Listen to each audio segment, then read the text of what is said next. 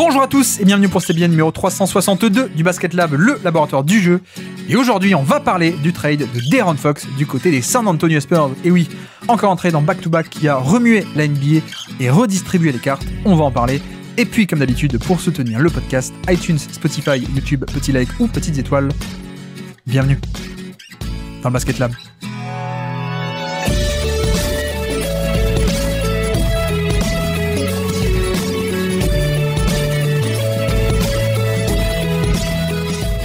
De'Aaron Fox chez les San Antonio Spurs. Eh ben dis donc, on peut pas se reposer ici ces temps-ci. Bon, alors, allons-y. Fox a été transféré.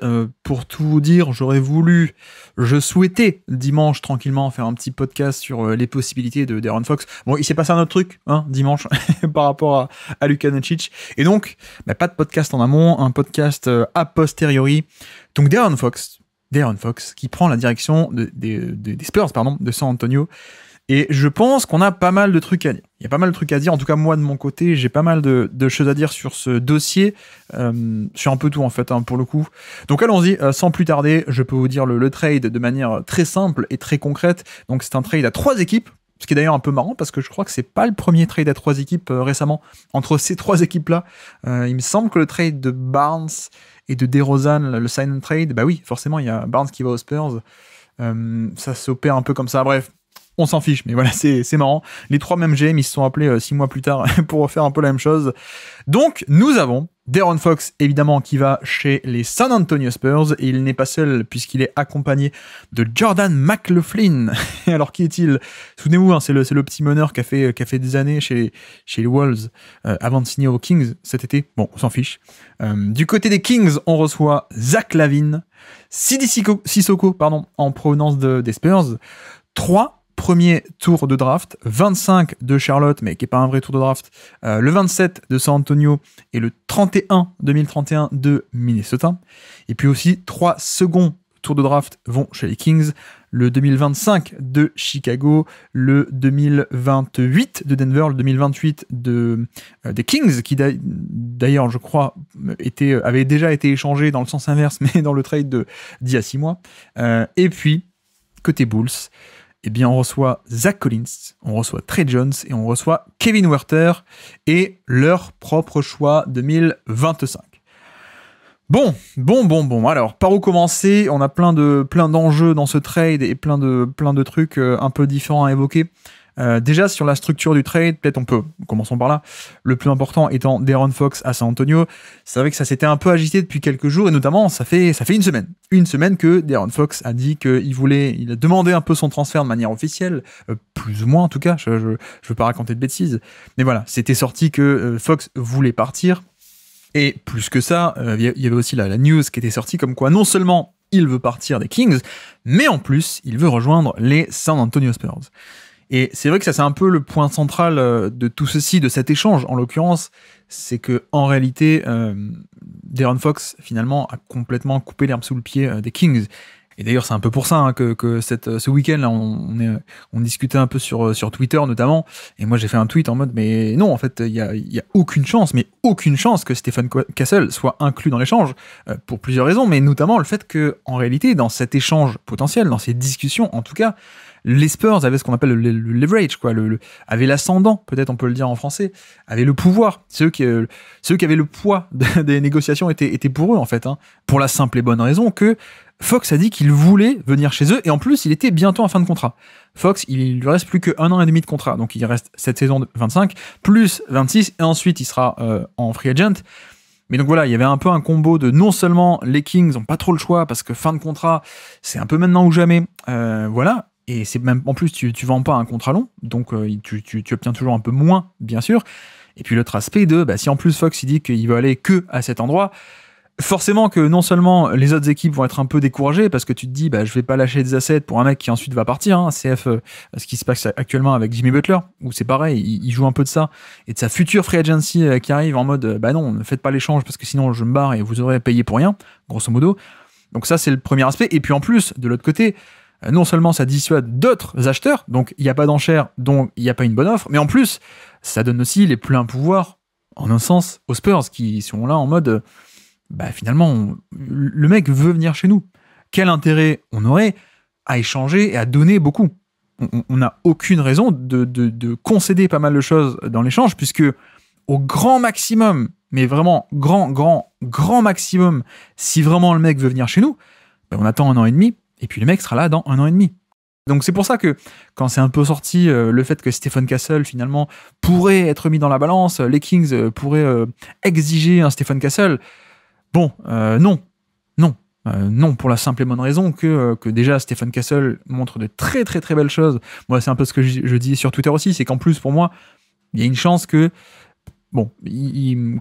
c'est pas non plus sûr et certain qu'il va atteindre son potentiel maximum, bien sûr que non. Par contre, pour moi, s'il l'atteint, on est peut-être sur potentiellement le meilleur joueur de la QV, à mon sens, parce qu'il y a un combo de défense, de qualité athlétique fonctionnelle et de passing aussi de haut niveau, plus le drive, enfin...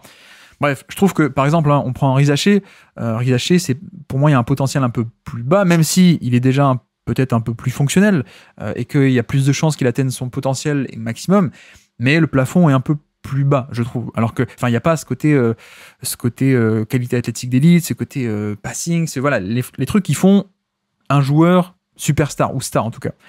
Donc, moi, je trouve que Castle démontrait beaucoup trop de choses, et puis c'est un mec quand tu viens drafter très très haut à peine il y a quelques mois. Non, tu le lâches pas, en tout cas pas pour De'Aaron Fox. Hein. À la limite, ça aurait été Luka Doncic, oui, d'ailleurs je l'avais mis dans le tweet un jour avant le trade de Doncic, mais si c'est Giannis ou Doncic, oui, évidemment, peut-être tu peux envisager, voire même que tu le lâches. Mais pour De'Aaron Fox, c'est vrai que moi, je pensais que c'était un peu un cran en dessous. Donc voilà, aucun intérêt à lâcher Castle dans ce cas-là. Surtout, comme dit, si en fait tu vas pas le lâcher juste pour, grosso modo, le prix ce serait je paye, entre guillemets je paye, et ce que me coûte le fait de lâcher Castle, c'est pour jouer avec De'Aaron Fox quelques mois de plus. C'est un non-sens. Parce que, encore une fois, si vraiment le mec veut venir, tu viens. Il vient et on attend un peu et il vient gratuit en fait. Donc en fait, si les Spurs avaient échangé Castle, c'était un peu en mode on échange Castle. Pourquoi? En fait, juste pour quelques mois de plus. Voilà, pour qu'ils viennent maintenant plutôt que d'ici 6, 12 ou 18 mois, quoi, grosso modo. Donc c'est un peu, voilà, c'est quand même cher payé toute une carrière de Stephen Castle et son potentiel juste pour avoir le mec un peu plus tôt. Alors qu'en fait, au final, juste attends et en fait, t'as les deux ensemble. C'est ça le point central aussi. C'est que t'as juste à attendre et tu viens ensemble. Et finalement, ça aussi, c'est le point le plus important de tout ça. Quel était le seul scénario où, en effet, les Spurs auraient peut-être dû se bouger un peu et mettre 2-3 assets intéressants dans la balance, c'est si d'autres équipes étaient intéressées et auraient été prêtes à mettre beaucoup de trucs sur la table pour De'Aaron Fox. Si nous aussi, les Spurs, on veut absolument De'Aaron Fox, mais que quelqu'un d'autre le veut, peut-être on peut négocier, effectivement, faire monter notre prix. Mais souvenez-vous, en l'occurrence, pourquoi il n'y a pas eu ça? Parce que, comme on l'a dit, Fox avait annoncé directement vouloir aller chez les Spurs. Donc en fait, cette simple déclaration a empêché, a privé toute concurrence. Et c'est très bien négocié de la part de Rich Paul, on va en parler. Mais ça, c'est aussi le coup de maître et le coup de grâce contre les Kings et le coup de maître pour les Spurs, c'est que t'as un joueur qui dit non mais je veux aller aux Spurs. Donc finalement, on l'a déjà expliqué, mais les autres équipes n'ont pas vraiment d'intérêt à mettre des trucs sur la table, donc ce qui permet qu'il n'y ait pas d'enchère, donc ce qui permet que les Spurs ne sont pas en urgence de timing, voire même de mettre des assets sur la table. Donc voilà, ça s'est conclu pour finalement un prix qui, on peut le dire, était assez dérisoire. Hein. Pour le coup, les Spurs n'abandonnent quasiment rien dans l'échange. Et donc, détaillons un peu précisément qu'est-ce que les Spurs ont abandonné pour tout ça, même si c'est un trade en triangle, mais vous allez voir. En vérité, ils abandonnent pas grand-chose. Hein. Ils payent... non seulement ils ne donnent pas d'assets hyper précieux, donc évidemment, on lâche pas Castle, bien entendu, dont la valeur est bien plus grande que cette situation ne le réclamait. Tu ne lâches pas, d'ailleurs, au passage, il n'y a pas non plus un Devin Vassell, hein, par exemple, qui est mis dans l'échange. T'as pas non plus de jeunes hyper talentueux que tu abandonnes. Bon, il y a Trey Jones que j'aime bien, que d'ailleurs j'avais dans ma All-Hipster Team en 2021, hein, souvenez-vous. Donc je l'aime bien depuis pas mal de temps et qui a explosé, c'est cool. Mais bon, voilà, avec déjà quand tu récupères Fox, tu récupères un meneur, et puis en plus t'as Chris Paul, et puis voilà, c'est sympathique Trey Jones, mais c'est pas calibre une équipe qui va prétendre à de très très grandes choses. Bref, donc pas trop d'assets concédés, même aucun. Alors il y a Sidi Sissoko qui s'en va, le français, d'accord. Et de l'autre côté en plus, même pas trop, forcément, d'énormes contrats qui ont été lâchés. Donc là, je pense, le contrat de Vassell, ok, mais même surtout le contrat de Keldon Johnson, qui à mon sens, a été signé et prolongé dans l'optique de l'échanger, sauf si sa dynamique de progression reprend de plus belle et qu'il explose, hein, mais pour l'instant, c'est pas trop le cas. Mais ce que je veux dire, c'est que pour l'instant, Keldon Johnson, c'est un joueur sympathique, un peu décevant depuis, 2 ans, 3 ans, parce que ça progresse pas autant qu'on le voudrait. Et je pense que Keldon Johnson est une cartouche fabuleuse pour monter un trade. Parce que quand tu es une équipe jeune, t'as pas des tonnes de gros contrats que tu peux échanger pour accumuler une certaine somme pour envoyer contre quelqu'un d'autre. En l'occurrence, voilà, ils ont même pas échangé la cartouche Keldon Johnson. Donc ça, c'est quand même très cool. Et qu'est-ce qu'ils ont abandonné dans le lot? Ils ont utilisé le contrat de Zach Collins. Et c'est vrai que Zach Collins, en dehors des blessures, qui est toujours un peu le problème de sa carrière, Zach Collins, bon, je vais pas mentir, hein, moi j'ai pas vu à ce point, 25 matchs des Spurs de cette saison encore. On a quand même 2-3 retours comme quoi c'est un peu moins bien. Et d'ailleurs, moi, il y a des fois où j'ai vu les Spurs et je pensais qu'il était encore blessé. Et en fait, non. C'est juste, par exemple, un Charles Bassey qui lui était passé devant dans la rotation. Charles Bassey. Ou alors, les Spurs qui choisissent de jouer petit avec Jeremy Sohan. Donc, voilà. Côté Spurs, t'abandonnes quand même pas beaucoup quand tu lâches un Zach Collins et qui, ça c'est aussi chanceux, il avait un plutôt gros contrat. Enfin, contrat relativement important, je veux dire, il n'était pas payé au minimum, je crois qu'il était autour des 10-12 millions, hein, si je ne dis pas de bêtises, un truc comme ça. Mais non, en plus, le truc chanceux, et c'est pour ça qu'ils n'ont pas eu besoin de dégainer la cartouche du contrat de Keldon Johnson, parce que, voilà, dans un échange, il faut évidemment, vous le savez, avoir des sommes à peu près similaires pour avoir un équilibre des salaires, voilà, évidemment. Et donc, De'Aaron Fox, qui était à 35, je crois, 35-36, si toi tu encaisses 35, il faut a priori que tu fasses sortir au moins autant d'argent. C'est un peu l'idée. Ou l'inverse d'ailleurs. Bref, n'importe quel sens. Vous avez compris. Et la chance, l'opportunité qu'ont eu les Spurs, c'est qu'au final, ils ont juste à lâcher Zach Collins, et puis bon, peut-être le petit contrat de Trey Jones et autres. Mais surtout, en fait, il y a un trade en triangle. Et donc, en l'occurrence, les Kings qui lâchent 36, c'est pas les Spurs qui envoient beaucoup d'argent de l'autre côté, donc ils n'ont pas besoin de se déplumer, ils n'ont même pas besoin d'envoyer Keldon Johnson, puisque les Bulls envoient le contrat de Zach LaVine. Et oui, et donc là, ça vient combler l'équation côté Kings, grosso modo, et puis de l'autre côté, qu'est-ce qui marche aussi? Les Bulls, eux, ils envoient beaucoup d'argent avec Zach Collins, et qu'est-ce qu'ils ont en retour? Les Kings qui envoient aussi le contrat de Kevin Huerter. Kevin Huerter qui, en l'occurrence, ne jouait plus trop, mais qui était encore payé 18 millions l'année, donc il vient un peu servir de boucher les trous, grosso modo. Voilà comment est-ce qu'on arrive à peu près au niveau d'un équilibre des salaires. Mais donc ça, c'est pour le côté somme d'argent. Mais donc, surtout, qu'est-ce que les Spurs, en dehors de Zach Collins, on s'en fiche. Bon, Sidi Sissoko, c'est dommage pour lui, mais je veux dire, c'est pas un joueur hyper établi en NBA ou quoi que ce soit, donc c'est pas non plus une grande perte pour la franchise de San Antonio d'un point de vue sportif et asset, on va dire. Trey Jones, comme dit, vu que tu reçois un meneur en retour, la perte relative à ça est quand même moins grande que dans peut-être d'autres situations, et puis de toute façon, ça reste Trey Jones, sympa, mais pas plus. Mais par contre, donc, on a aussi les assets qui ont été concédés en termes de choix de draft. Et donc là, comment est-ce que les Spurs s'en sortent? Premièrement, le prix que eux ont payé, nous avons le choix de draft des Hornets 2025. Bon, ce qu'il faut savoir avec ce choix, on peut dire, ah ouais, cool, Hornets 2025, donc c'est le choix de cette année, très cool, parce que les Hornets sont nuls. Sauf que, nuance, les Hornets, ils ont protégé ce choix-là. Il est protégé 1 à 14. Donc, en fait, il est littéralement protégé loterie. Or, il suffit donc que les Hornets, qui sont déjà nuls, qui sont blessés, Brandon Miller, fin de saison, etc., il leur suffit juste de pas faire le play-in, d'être dans les équipes qui ne font pas le play-in, et ils sont mécaniquement, même littéralement, ils sont assurés d'être dans la loterie. Voilà. Donc, la protection va s'appliquer, le choix ne va pas partir, les Hornets vont le garder, et en plus, la protection a été bâtie de telle sorte que si la protection s'active, ensuite, le choix, il n'est pas repoussé à l'année d'après. Ça peut être, en général, ça peut fonctionner comme ça, mais ça peut aussi fonctionner de telle manière, de la manière suivante. Donc, en l'occurrence, le choix n'est pas reporté d'une année ou d'une autre, le choix devient 2 choix du second tour. Donc déjà, c'est pas pareil. Les Spurs ont abandonné ce choix-là, qui en fait, c'est, grosso modo, on a compris, 2 choix du second tour. C'est pas pareil, hein, le pic 2025 des Hornets protégé loterie, ou un pic, le pic des Brooklyn Nets non protégé, qui est devenu Jason Tatum à l'époque. Voilà, évidemment, tous les premiers choix ne se valent pas, premièrement. L'autre truc qu'ils ont aussi concédé dans l'échange, on a dit, il y a 3 tours de draft qui vont côté Sacramento. Nous avons aussi les Spurs qui abandonnent le choix 2027. Donc là, on peut se dire, ah, c'est quand même leur choix à eux, donc c'est un vrai tour de draft. Bon, déjà, premièrement, 2027, vu que tu as Wembanyama, a priori, tu vas être assez bon. En plus, le groupe est assez jeune, donc il n'y a pas que Wemby, mais tout le monde va progresser. Donc, ça ne devrait pas être un choix très haut placé. Et surtout, en fait, pourquoi est-ce qu'ils abandonnent le leur de choix non protégé? Parce qu'en fait, ils en ont un autre de 2027, ils ont le choix 2027 des Hawks. Et même le choix 2027 des Hawks non protégés, qu'ils ont obtenu, souvenez-vous, dans l'échange à l'époque de Dejounte Murray. Donc en fait, certes, les Spurs concèdent ils n'ont pas leur pick en 2027, mais ils ont tout de même un pick en 2027, et quitte à choisir, hein, ils ont gardé le meilleur. Ils ont gardé celui qui peut potentiellement rapporter le plus, le 2027 des Hawks, et puis un troisième pick qui s'en va dans l'échange.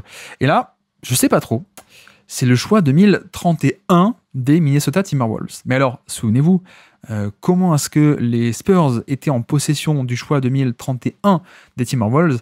En fait, c'était l'échange de Rob Dillingham.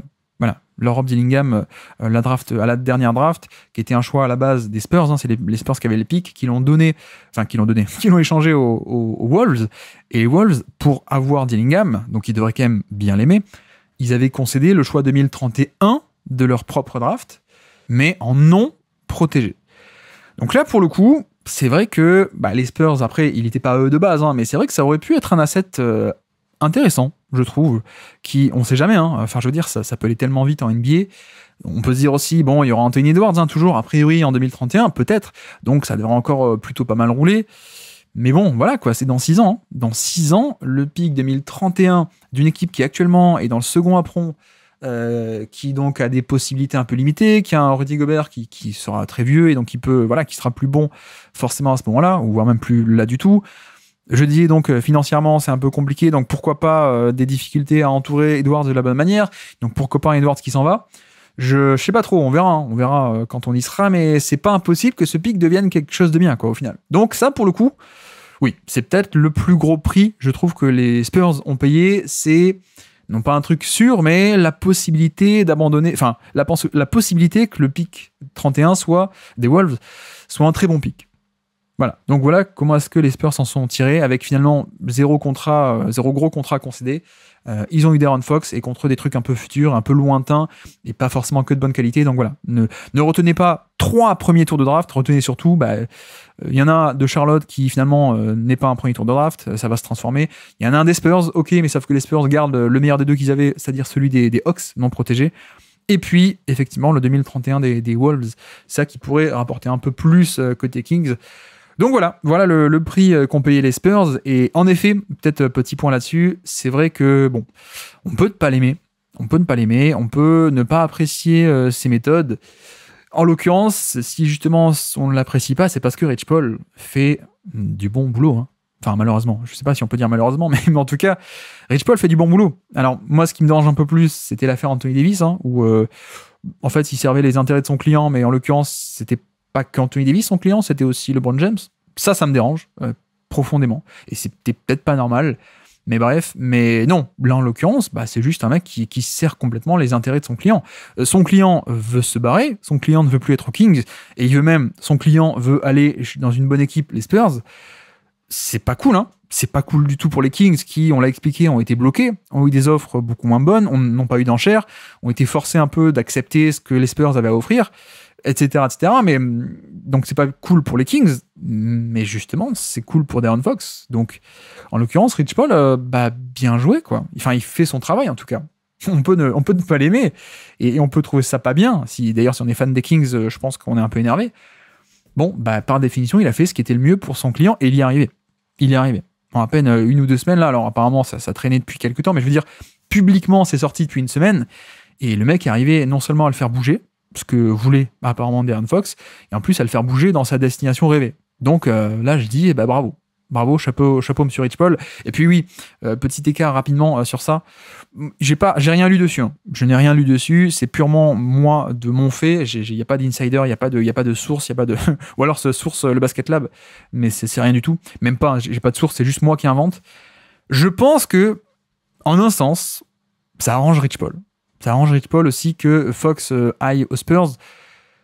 On va en parler, hein. Fox n'est peut-être pas le joueur parfait côté Spurs. Par contre, c'est vrai que déjà pour n'importe qui, jouer avec Wemby, dans son référentiel, dans le référentiel de Fox, c'est le scénario parfait, idéal, ok.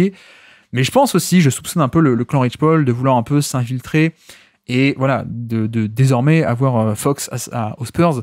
Bah, ça va permettre un peu de s'implanter chez les Spurs et donc pourquoi pas de côtoyer au quotidien ou pas loin, ou en tout cas régulièrement, un certain Victor Wembanyama et de pourquoi pas finalement essayer de l'attirer dans son agence, très, très simplement. Là encore, on peut trouver ça pas bien ou quoi que ce soit, mais c'est son job d'agent pour le coup. Et ça, il a tout intérêt, et tant mieux pour lui. C'est littéralement son boulot d'essayer en tout cas. Ça veut pas dire qu'il va y arriver, ça veut pas dire que Wemby va quitter son agence actuelle, qui je crois que c'est comme Sport, si je dis pas de bêtises, agence française. Mais voilà, le Rich Paul, à mon avis, il va essayer. Et je pense que Rich Paul est en train de s'affirmer depuis quand même quelques années comme le plus gros agent de NBA, ou pas loin, un des principaux, notamment parce qu'il avait son copain d'enfance, LeBron James. Mais pas que. Aujourd'hui, il a plein de joueurs. Alors, il y a des cas, ça s'est un peu mal passé. CF, Nerlens Noel, pour aller lire, ils ont eu un procès, les deux entre eux. Mais en général, ça se passe bien. En général, d'ailleurs, il y a Anthony Davis. En général, Rich Paul arrive à ses fins, je trouve plus mes mots. Il arrive à faire à peu près ce que son client veut, donc il est quand même assez compétent. On peut déplorer les manières parfois ou l'ingérence des Lakers, en l'occurrence, mais bon, il est quand même bien, et je veux dire, c'est son boulot de faire ça. Et je pense que le gagnant du week-end, c'est Rich Paul, pour le coup, parce que non seulement il a bien servi les intérêts de son nouveau client, De'Aaron Fox, qu'il a pris il y a quelques mois à peine. On en avait parlé dans l'hebdo, je crois, en début de saison, donc c'est assez récent, je crois, le fait que Fox soit passé avec Rich Paul. Donc voilà, il a des résultats auprès de son propre client, et en plus, donc, il va pouvoir il a mis un pied dans la porte chez les Spurs et chez Wemby, donc à suivre. Et de l'autre côté, il a aussi Luka Doncic, qui est arrivé chez les Lakers. Les Lakers, oui, il est un peu chez lui, chez les Lakers, avec LeBron James, etc. Donc, en fait, petite parenthèse rapide, mais effectivement, Rich Paul, je me demande à quel point, pour moi, c'est un peu le gagnant du jour, parce que LeBron commence à vieillir, et puis c'est bientôt la fin, d'ici 6 mois, 12 mois, 18 mois, je ne sais pas. Mais Rich Paul pourrait rester et conserver son titre de meilleur agent le plus influent, s'il arrive à faire un des deux, voire les deux, Wembanyama et Luka Doncic, mais bref, passons là-dessus. Donc voilà pourquoi est-ce que le trade s'est fait de cette manière-ci. Finalement, c'est pas très cher payé, on peut être d'accord là-dessus, à cause de Rich Paul, à cause de cette question de leverage, de pouvoir, de qui a l'ascendant et qui a la main mise dans les négociations. Finalement, c'était les Spurs, c'était De'Aaron Fox, et c'était pas les Sacramento Kings.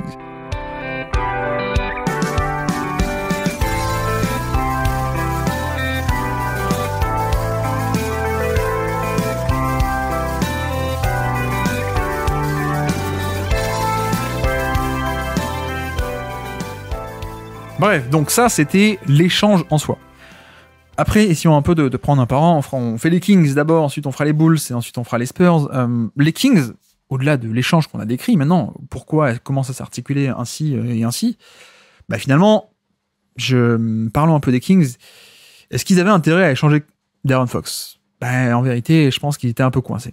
Ils étaient un peu coincés par ce côté Rich Paul et Fox et pression pour partir. De toute façon, on a bien compris qu'ils n'auraient pas re-signé. Mais c'est vrai que prenons un peu le temps d'en parler, mais on leur a un peu forcé la main. Et c'est quand même un peu...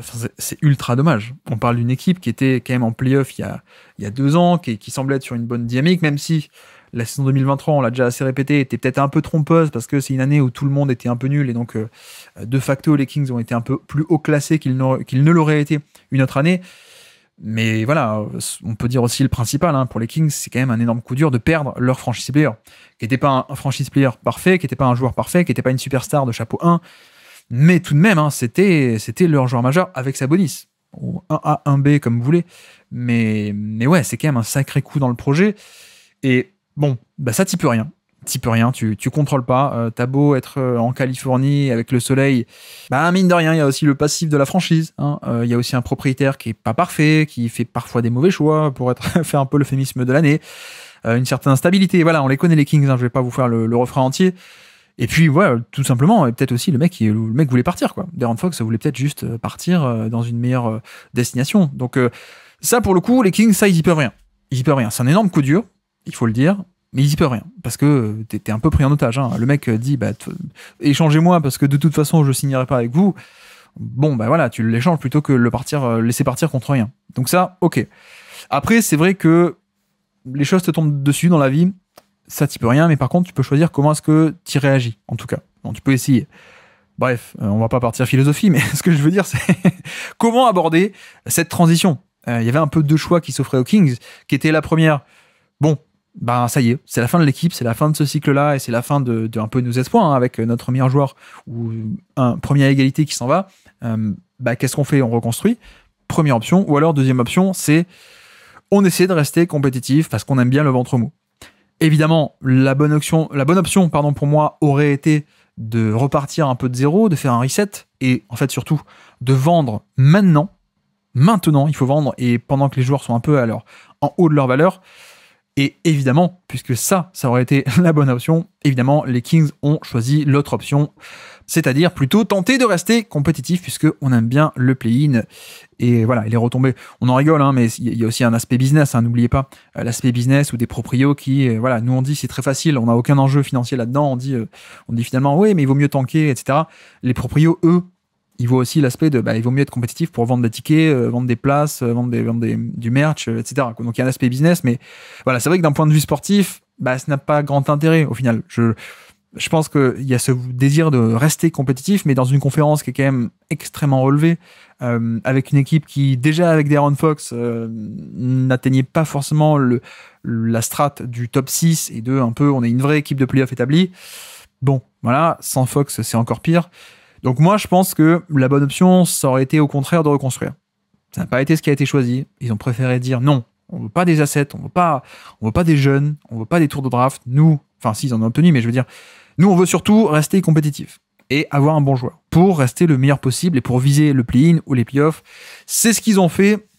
Encore une fois, j'insiste un peu, mais je pense que il y a un peu un côté tout ou rien en NBA. Hein. Il y a un peu un côté tout ou rien où finalement, pas business, hein. Business d'accord, mais sportivement, au final, que tu sois 5e, 6e de conf ou 14e, 15e, ça change pas grand-chose parce qu'il y a que le titre NBA qui compte. Il n'y a pas la Coupe de France, il n'y a pas la qualification en Ligue des Champions, il n'y a pas ce genre de truc, quoi. Donc en fait, c'est un peu bizarre, hein, mais c'est un peu tout ou rien. Et finalement, sportivement, pas business, mais sportivement, le ventre mou, c'est un peu le pire endroit où tu peux être en NBA, quoi, finalement. Ça n'a pas grand intérêt sportif. Tu fais un peu du surplace et tu perds du temps presque pour le cycle d'après, en fait.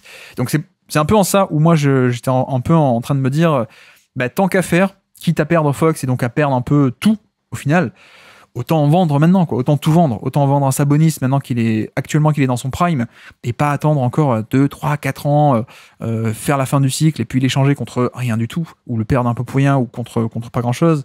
Vendre aussi sur un Malik Monk qui est en grande forme, vendre sur un DeRozan, essayer de le refourguer quelque part aussi. Bref, c'est un peu ce genre de choses, quoi. Donc voilà. C'est un peu toujours pareil, cette différence entre est-ce qu'on reset ou est-ce qu'on reste compétitif. On a parfois des équipes qui osent faire du reset. Hein. Souvenez-vous, souvenez-vous OKC. OKC en 2020, quand ils commencent le processus de reconstruction, quand ils appuient sur le bouton reset, ils sortent d'une saison où ils sont en playoff. Avec 2020, la bulle, Chris Paul, Gallinari, un jeune SGA, Dennis Schroeder, etc. Les mecs, ils font un premier tour de playoff. Et qu'ils ont failli gagner ils étaient pas loin de le gagner contre les Rockets. Et pourtant, courage des propriétaires et du GM qui dit non, l'équipe est sympa mais pas assez bonne, on fait reset, hop, on appuie sur le bouton et on va reconstruire. D'ailleurs, pareil pour il y a 10 ans maintenant, un peu plus, avec les Sixers. Avec les Sixers qui à l'époque, début 2010, était une équipe sympathique, hein, Jrue Holiday, Iguodala, Elton Brand, le joueur, hein, pas le GM. Et voilà, mais c'était sympathique, mais ça allait pas dans la bonne direction. En tout cas, il n'y avait pas ce potentiel pour faire plus. Donc les mecs ont dit, c'est maintenant qu'on est fort qu'on fait reset. Et Sam Hinkie arrive, il dit, hop, on échange tout le monde. Le roi du tanking, ça vous la connaissez l'histoire. Et c'est ce qui a permis d'avoir des choix de draft très haut placés, qui ont malheureusement pas tous payé, mais qui a permis d'avoir Embiid et qui a permis de relancer un cycle où, t'as été un vrai candidat au titre. En tout cas, t'as été en position de l'être. Malheureusement, bon bref, on va pas refaire l'histoire des Sixers avec Ben Simmons, Markelle Fultz dont le shoot disparaît, etc. Mais voilà, c'est vrai que, en un sens, le meilleur moment pour reset et pour reconstruire, c'est pas quand t'es en fin de cycle, c'est quand t'es en milieu de cycle. Le mieux, c'est d'arrêter un cycle en plein milieu pour mieux repartir. Parce que, ok, tu abandonnes peut-être une bonne année, 2 bonnes années, 3 bonnes années, peut-être, mais en fait, si tu les fais, ces 3 bonnes années, ensuite, ça part, les gens partent, les assets, la valeur des assets, ça me nuise, parce que tu l'as utilisé, hein, concrètement, le joueur est allé au bout de son contrat, ou alors, voilà, et le joueur est plus vieux, donc tu as utilisé la valeur du joueur sportivement, mais à la fin, tu te retrouves avec rien, et tu perds un peu de temps. Alors que, d'ailleurs, autre exemple, regardez ce qu'a fait Utah. Utah qui, en plein milieu d'une bonne période, on échange Mitchell et Gobert et un peu tout le monde d'ailleurs, et c'est comme ça qu'on accumule plein de choix de draft et on recommence le processus de reconstruction de suite. Donc, voilà. Paradoxalement, peut-être pour certains, mais il y a tout intérêt à commencer une reconstruction quand on est encore bon. Parce que c'est là que tu peux avoir des trucs en retour. C'est là que tu peux vendre tes joueurs et avoir des assets futurs et en avoir beaucoup. Donc bref, il y a un peu ce truc, et bon, ils ont choisi l'option restant compétitif. Pour le coup, moi en tant que spectateur extérieur, je suis déçu que Zach LaVine n'aille pas dans une meilleure équipe.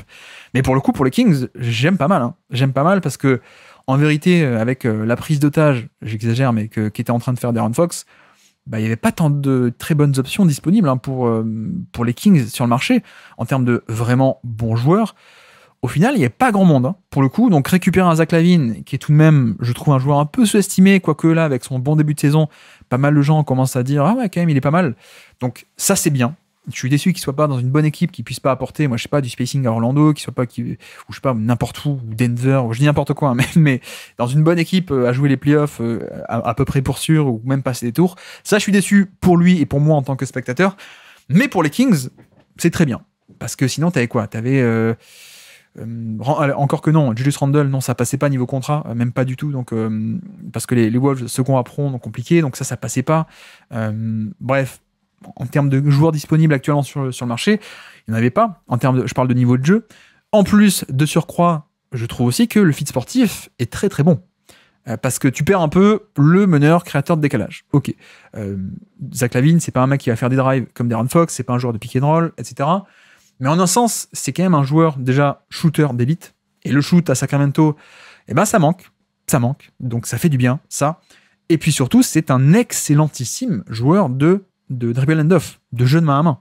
Donc il y a un peu cet aspect pour moi de fit parfait en un sens où tu ne vas pas remplacer la création directe qu'apportait beaucoup De'Aaron Fox, mais c'est un mec qui finalement peut s'insérer de manière extrêmement bonne dans les schémas un peu de dribble and off, de jeu de main à main, grosso modo autour de la tour de contrôle qui est Sabonis poste haut, voilà, pour un peu le caricaturer.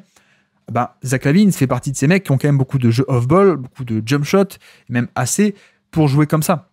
Et d'ailleurs, il le faisait aussi à Chicago avec Vucevic, pas mal, qui opérait aussi beaucoup dernièrement sur des dribble and off, et ça marche très bien. Et c'est même, en un sens, c'est même plutôt mieux pour Zach LaVine qui a un peu de création, enfin, qui a pas mal de création. Quand je dis un peu, c'est relatif à d'autres superstars, mais qui a de la création, mais qui n'est pas un créateur de premier ordre. Donc, lui donner un petit avantage, lui donner un premier décalage sur un jeu de main à main, c'est ce qui lui permet peut-être plus facilement d'attaquer le panier, d'avoir un décalage, d'avoir une séparation sur son défenseur, alors que Zach LaVine, tu lui dis vas-y, isolation, il va pas arriver à chaque fois à générer en quantité et en qualité des séparations et un décalage aussi grand avec son propre défenseur. Donc, voilà, il y a aussi, même pour Zach LaVine, ce côté, viens faire des dribble and off, ça va être plus facile pour toi. Tu vas avoir un peu des paniers plus faciles, des situations plus faciles, tu vas entamer tes drives avec un petit décalage de base. Donc en fait, c'est génial. Et en un sens, c'est un peu... on avait Kevin Huerter, on a un peu la version 2.0, quoi, la version bien meilleure de Kevin Huerter, qui était devenu un peu injouable à cause de sa défense, et en plus, en attaque, il mettait plus ses tirs. Là, Zach LaVine, c'est un Kevin Huerter plus, quoi. Donc ça, pour les Kings, c'est génial, et comme dit, tu perds pas tu gagnes pas ce que tu as perdu. Tu ne remplaces pas le drive de Fox, qui était un élément important de l'attaque. Mais d'un côté, premièrement, il y avait DeRozan qui était arrivé, donc il y avait un peu redondance de porteur de balle, et en tout cas tu peux te dire sans Fox c'est pas grave parce que DeRozan va un peu pouvoir encaisser un peu plus c'est les pick and roll et le côté porteur de balle classique, voilà, ça va être un peu gommé, ça va être un peu absorbé par DeRozan qui peut augmenter un peu son volume de ce côté-là. Et de l'autre côté, il y a aussi le deuxième aspect qui est que tu remplaces pas le drive de Fox, mais tu peux aussi rebasculer un peu plus, voire même complètement, vers une attaque centrée sur Sabonis. Il y a ça aussi. Finalement, tu offres aussi à Sabonis un profil qui va extrêmement bien combiner avec lui, plutôt que faire un peu une alternance entre les dribble and off de Sabonis ou les drives / pick and roll de Fox, tu peux aussi dire changement de profil, basculons totalement vers du Sabonis. Vers du Sabonis ball, encore plus au centre du projet, encore plus le jeu de main à main, avec une option parfaite autour de lui, qui a le shoot, qui a l'explosivité, qui a le drive, etc. Voilà, je pense que c'est un peu le plan. Et puis, je rajouterai une dernière chose. j'aurais pas fait ce choix-là de vouloir être compétitif, mais vu qu'ils l'ont fait, précisons aussi qu'au final, ils récupèrent un joueur qui est sous contrat assez longtemps, hein, c'est-à-dire que 2025, 26 et une player option pour 27, donc c'est pas sûr qu'il la prenne, je pense pas qu'il va la prendre parce qu'à son âge on va plutôt opt-out du contrat pour re-signer un contrat long terme plutôt que juste un an, plutôt tu re-signes un contrat long, mieux c'est en termes de somme notamment, mais voilà, il y a aussi cet aspect que c'est pas comme si tu récupérais un mec en fin de contrat, non, t'as un mec pour 2 ans et puis il pourra peut-être pas prendre sa player option, mais tu auras ses droits. Tu auras ses droits a priori. Donc tu pourras avoir un petit avantage en termes de négociation et même en termes de pouvoir dépasser un peu le salary cap pour le prolonger. Voilà, tout ce genre d'avantages, les fameux bird rights, c'est aussi l'intérêt. Donc ça c'est bien. C'est bien. Hein, voilà, encore une fois, j'aurais pas fait ce choix de la compétitivité, mais dans ce choix-là et dans ce référentiel-là, je trouve que c'est pas mal du tout pour les Kings. Et puis, si je peux me permettre de rajouter en plus un truc à part, en plus du shoot d'élite, en plus du jeu de dribble and off, en plus d'ailleurs du fait que je l'ai pas dit, mais défensivement c'est pas si cata que ça du tout. Zach LaVine, ça a bien joué d'ailleurs sous Billy Donovan, un coach défensif, ça a de la taille, donc déjà ça c'est un facteur important de viabilité, la taille en défense, et il l'utilise plutôt pas mal du tout, donc c'est pas cata du tout. Mais en plus de tout ça, je suis en train de me dire, quelle heure il est je suis lundi, j'enregistre, j'espère que ça va pas tomber entre temps, mais est-ce que par hasard, est-ce qu'il n'y aurait pas un plan secret de la part des Sacramento Kings pour désormais aller chercher un certain Jimmy Butler? J'en parle parce que, premièrement, c'est possible, c'est largement possible en termes de contrat, parce que les Kings ont un peu de... Je crois qu'ils ont un peu de marge en termes de salary cap, donc il n'y aurait pas besoin de genre combiner 50 millions, d'avoir 50 millions qui soient échangés contre les 50 millions de Butler. Je crois qu'ils peuvent encaisser un peu d'argent, donc grosso modo ils sont pas obligés d'envoyer autant, donc c'est un bon point ça.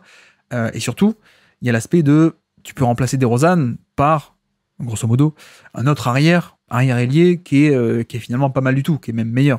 Donc ok, il faudrait sacrifier DeRozan, mais non seulement DeRozan c'est un gros salaire, ça permettrait de faire le transfert, et en plus tu le sacrifies pour un mec qui, moi je pense que, bon, on peut en débattre, hein, vous pouvez être énervé par Butler cette saison, etc., mais en termes de niveau de jeu, il n'y a pas photo, quoi. Donc, à quel point est-ce que c'est pas le plan secret?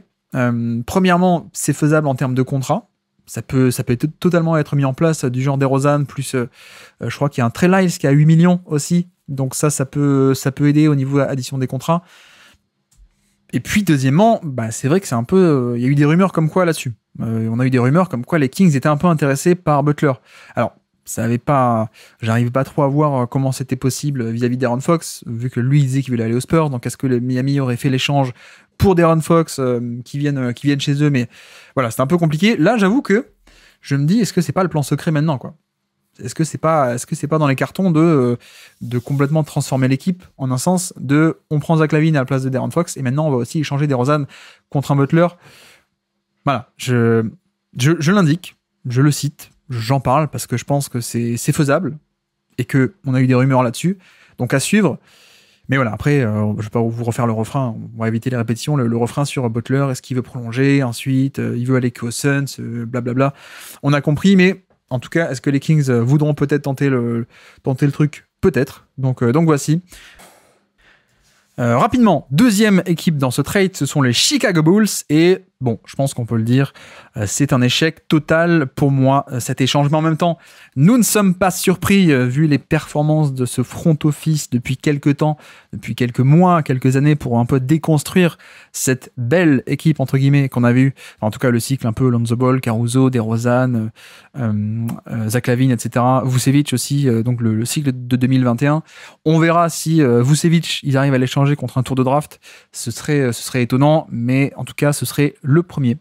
Et oui, puisque dans ces échanges, pour l'instant, Caruso contre Josh Giddey, ça vous le savez, aucun tour de draft dans la balance, donc c'est un peu dommage, surtout qu'en fait, je pense qu'ils auraient pu avoir plus s'ils l'avaient échangé plus tôt et qu'ils n'avaient pas attendu le dernier moment et la fin de contrat. Mais bref, DeRozan, ils n'ont pas obtenu grand-chose non plus dans l'échange.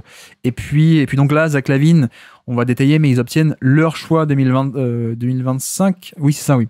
On va détailler tout ça, mais grosso modo, quelqu'un a fait la liste là de ces échanges. En gros, ils ont échangé DeRozan, LaVine, Caruso contre Josh Giddey, Kevin Huerter, mais qui en l'occurrence est plutôt un salary dump, c'est-à-dire que c'est un mec qui a un gros contrat, qui jouait plus trop et il est là pour un peu faire l'équilibre des salaires. Donc voilà, c'est même pas le Kevin Huerter d'il y a 2 ans pour le coup. Donc Josh Giddey, Kevin Huerter, Zach Collins qui est pas très bon et qui est toujours blessé, etc. Trey Jones qui est sympa, mais c'est Trey Jones. Chris Duarte qui est encore par là, souvenez-vous. Et oui, je crois qu'il est venu depuis Sacramento, donc l'été dernier. 2 deuxième tour de draft, donc ok. Et donc, on y arrive, les droits de leur choix de draft 2025. Mais alors, d'où ça sort et pourquoi est-ce que ça a été leur motivation?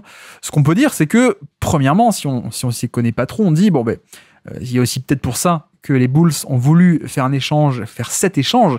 C'était pour essayer d'impliquer les Spurs et avec pour objectif, donc, de récupérer leur choix de draft. Le choix de draft qui avait été, je crois, à l'époque, ils avaient donné un choix de draft donc leur 2025 aux Spurs pour récupérer DeRozan, donc 2021, je pense, si je dis pas de bêtises. Donc voilà, à l'époque, ils avaient donné leur choix de draft contre DeRozan, sauf que, entre-temps, là, actuellement, ils sont mauvais. On a bien compris que ça allait finir par tanker une fois qu'on aura fait exploser cet effectif, si on y arrive. Donc il y a un peu ce truc de... On peut comprendre. On peut comprendre que la cible, ce soit les Spurs et ce trade-là en particulier, et que l'objectif, ce soit ce choix de draft en particulier, parce que ça sert à rien de tanker et d'être nul si à la fin, le choix, il part pas chez toi. Voilà, donc ça peut paraître intuitif. Oui, on s'est mis à tanker, récupérons en priorité le nôtre de choix plutôt que, allez, on va récupérer 3 choix du premier tour, mais grosso modo, ça va être le 20e pick de la part de Denver, le 25e pick de la part de Boston, etc. Voilà.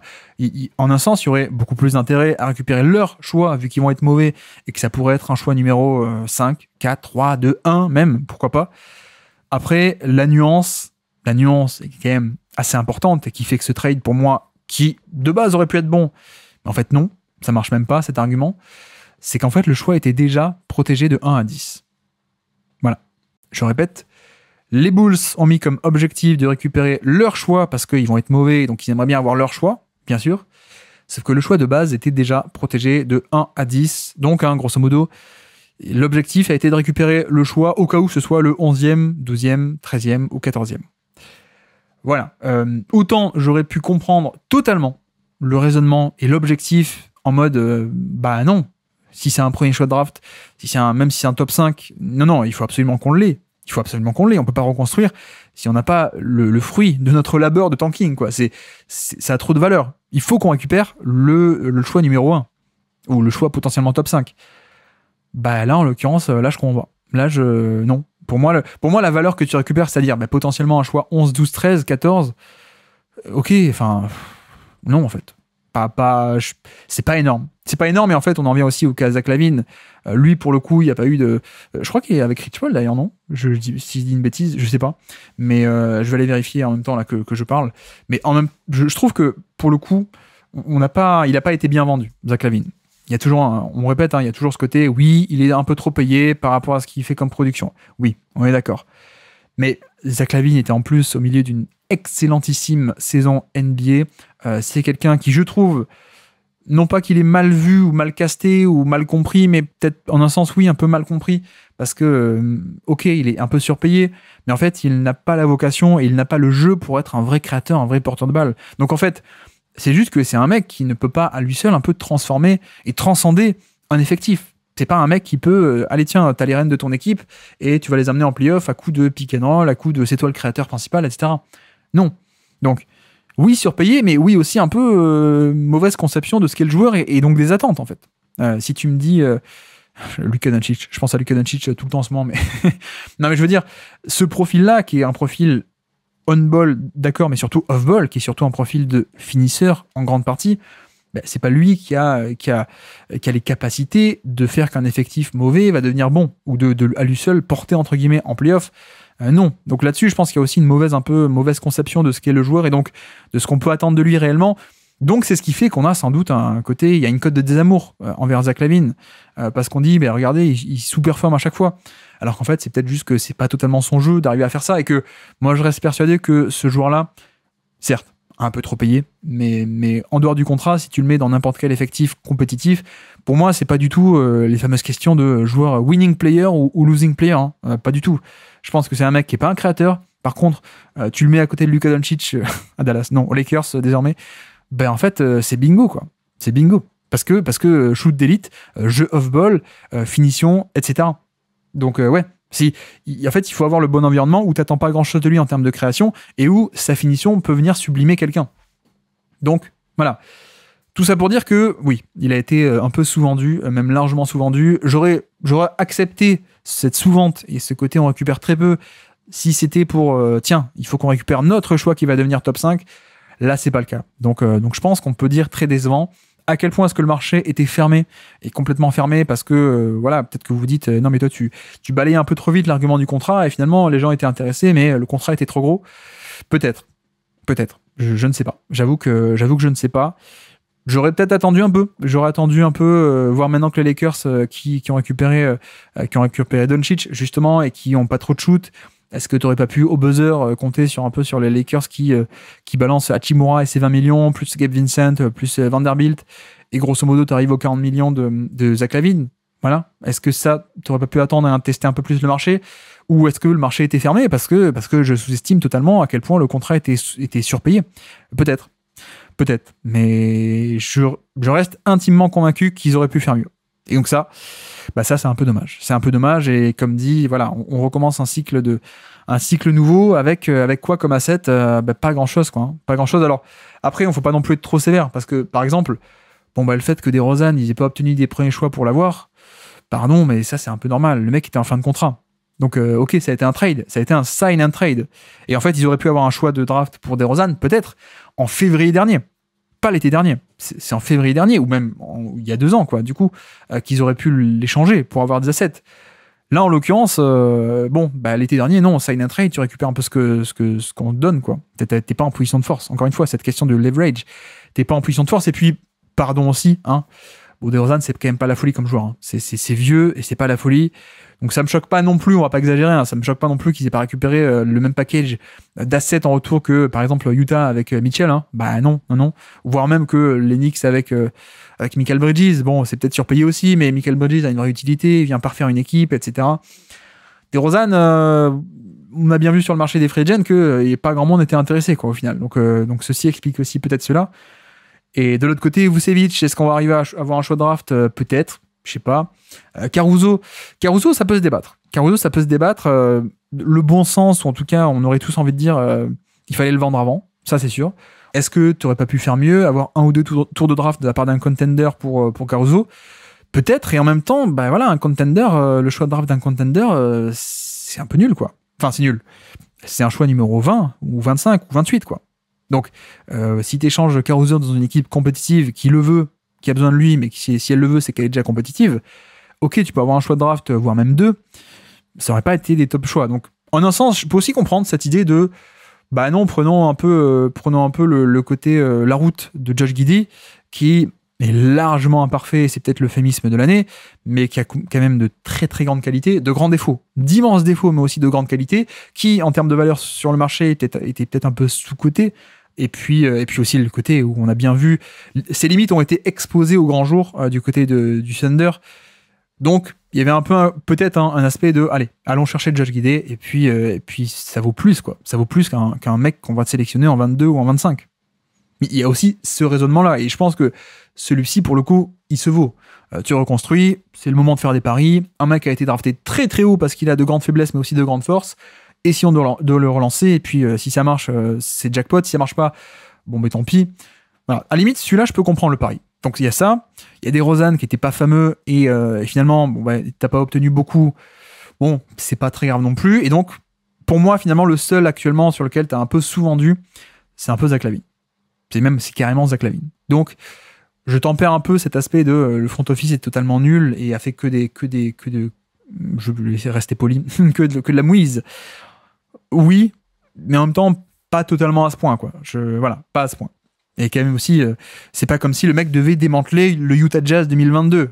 Oui, là, le Jazz, Danny Ainge, il fait plaisir, il a reçu plein de trucs en échange, mais parce que il a vendu Mitchell et Gobert. Hein. Là, on parle pas de ça. On parle de vendre Caruso qui était en fin de contrat, et qui de toute façon était aussi beaucoup blessé, etc. On parle de vendre DeRozan qui était vieux et c'est DeRozan. On parle de vendre Vucevic, je suis pas sûr qu'on obtienne beaucoup. ok, Zach LaVine, c'est peut-être le seul, mais même lui, même là, on peut dire astérisque, bah oui, mais en même temps, gros contrat, quoi. Donc voilà. Voilà pour Chicago. Un peu déçu, mais bon, c'est comme ça.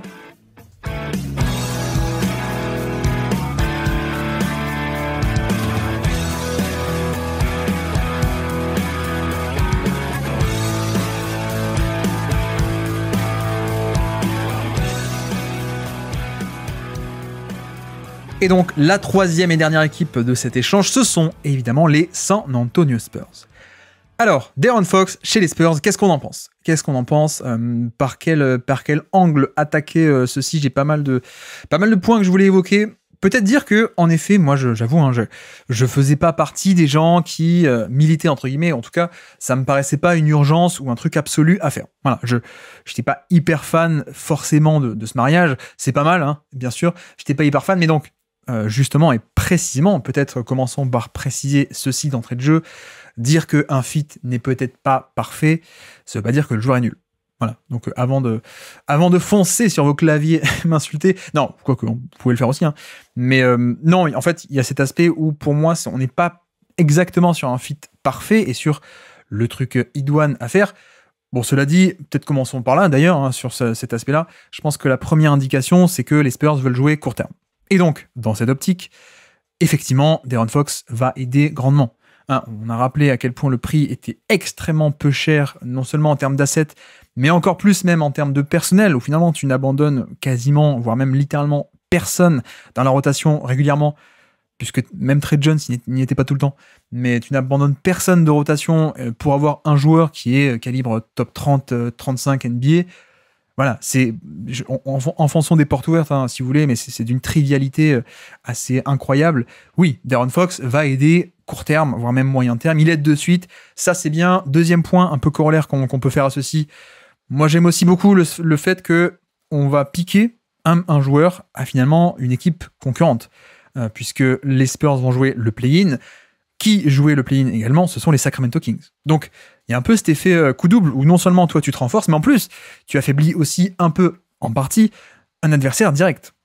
Alors après, on l'a dit, hein, à quel point est-ce que Zach LaVine va peut-être arriver à venir un peu compenser, et dans quelle mesure ? Est-ce que c'est un peu ? Est-ce que c'est beaucoup ? Est-ce que c'est carrément l'équipe post-trade de De'Aaron Fox va être meilleure aux Kings ? On ne sait pas, mais voilà, moi je pense qu'a priori, l'équipe sera un peu moins forte, je pense, j'en sais rien à confirmer. Mais voilà, tu piques en plus quelqu'un qui était un élément important d'un adversaire, c'est génial. Et donc, disais-je, au-delà de cette trivialité de, bah oui, un joueur top 35 qui arrive dans une équipe, littéralement en ajout brut, sans aucune contrepartie, mais en ajout brut, oui, ça va aider. Et donc, c'est vrai que la première indication pour moi, c'est que, en effet, les Spurs veulent être compétitifs quasiment de suite.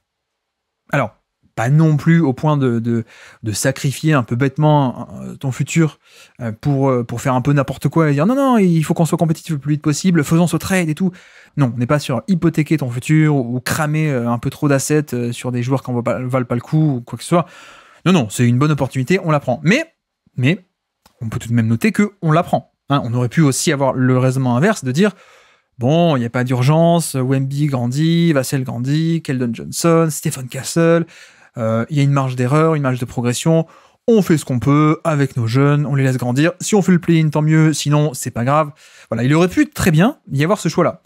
Là, en l'occurrence, je pense qu'il y a tout de même un peu ce parti pris de dire bon, on est jeune, on est encore très très tôt dans ce cycle de reconstruction, mais tout de même, on a un peu une chance, et puis pourquoi pas en fait, hein, pourquoi pas, et j'embraye directement, mais pourquoi est-ce que je parle de ça ? En fait, ça, pour moi, cet indicateur, enfin cet élément-là, atteste aussi de à quel point est-ce que Wemby est fort, et est devenu fort, et continue d'être fort, parce que, à mon sens, la lecture du front office, elle est aussi celle-ci, elle est de se dire, mais en fait, on a peut-être une vraie chance d'être en play-off. Et c'est pas juste d'être une équipe sympa, et puis on va laisser un peu les jeunes courir dans tous les sens, on essaie un peu de gagner des matchs par-ci, par-là. Non. En fait, là, on se rend compte que Wembanyama, cette saison, est en train d'exploser. Alors, peut-être pas autant que ce qu'on aurait pu prédire ou penser, peut-être. Quoique, dernièrement, c'est quand même pas mal du tout. C'est peut-être juste moi. J'étais un peu sur ma fin en début de saison, mais voilà, là, ça explose. Ça augmente quand même pas mal par rapport à l'an dernier, offensivement et puis défensivement aussi. Même pas besoin de préciser cet aspect-là. Mais voilà, mine de rien, c'est pas commun. C'est pas commun, et j'insiste, mais c'est pas commun qu'une équipe qui, dans le cycle 2 l'année numéro 2 de son nouveau cycle, finalement embraye aussi rapidement, c'est c'est qu'on est quand même pas mal. Donc voilà, première indication, ça joue les playoffs. Et donc au passage, au moment où j'enregistre, il n'y a eu que ce trade, mais peut-être que d'ici jeudi, on aura aussi un autre échange pour essayer encore plus de se renforcer. D'ailleurs, c'est aussi l'intérêt, comme dit tout à l'heure, c'est l'intérêt d'avoir réussi à faire ce trade sans mettre Keldon Johnson dans la balance, c'est qu'il reste encore cette cartouche-là. Il reste encore la cartouche de Keldon Johnson, t'es très sympathique, et voilà, sauf que tu stagnes un peu depuis quelques années, t'as pas trop de shoot, sympathique, mais 20 millions l'année. Est-ce que, tant qu'à faire, tant qu'à être compétitif, est-ce qu'on pourrait pas utiliser Keldon Johnson, là, avant jeudi, pour aller chercher quelque chose? Pour aller chercher un top role player, pour aller chercher un joueur un peu de ce calibre. Par exemple, pourquoi pas un Cam Johnson? Je ne sais pas. Je pense pas que les Spurs auront gagneront les enchères de Cam Johnson. Mais voilà, peut-être un peu le cran en dessous, mais c'est pas impossible. C'est pas impossible. Et puis, l'autre indication, tout de même, c'est que je pense qu'on n'est pas non plus totalement que sur du court terme. Je pense qu'il y a un aspect court terme de dire autant faire le trade maintenant, comme ça on l'aura pour, grosso modo, on a Fox pour au moins 2 séries de playoffs, enfin 2 campagnes de playoffs, celle-ci 25 et pourquoi pas 26 aussi l'an prochain.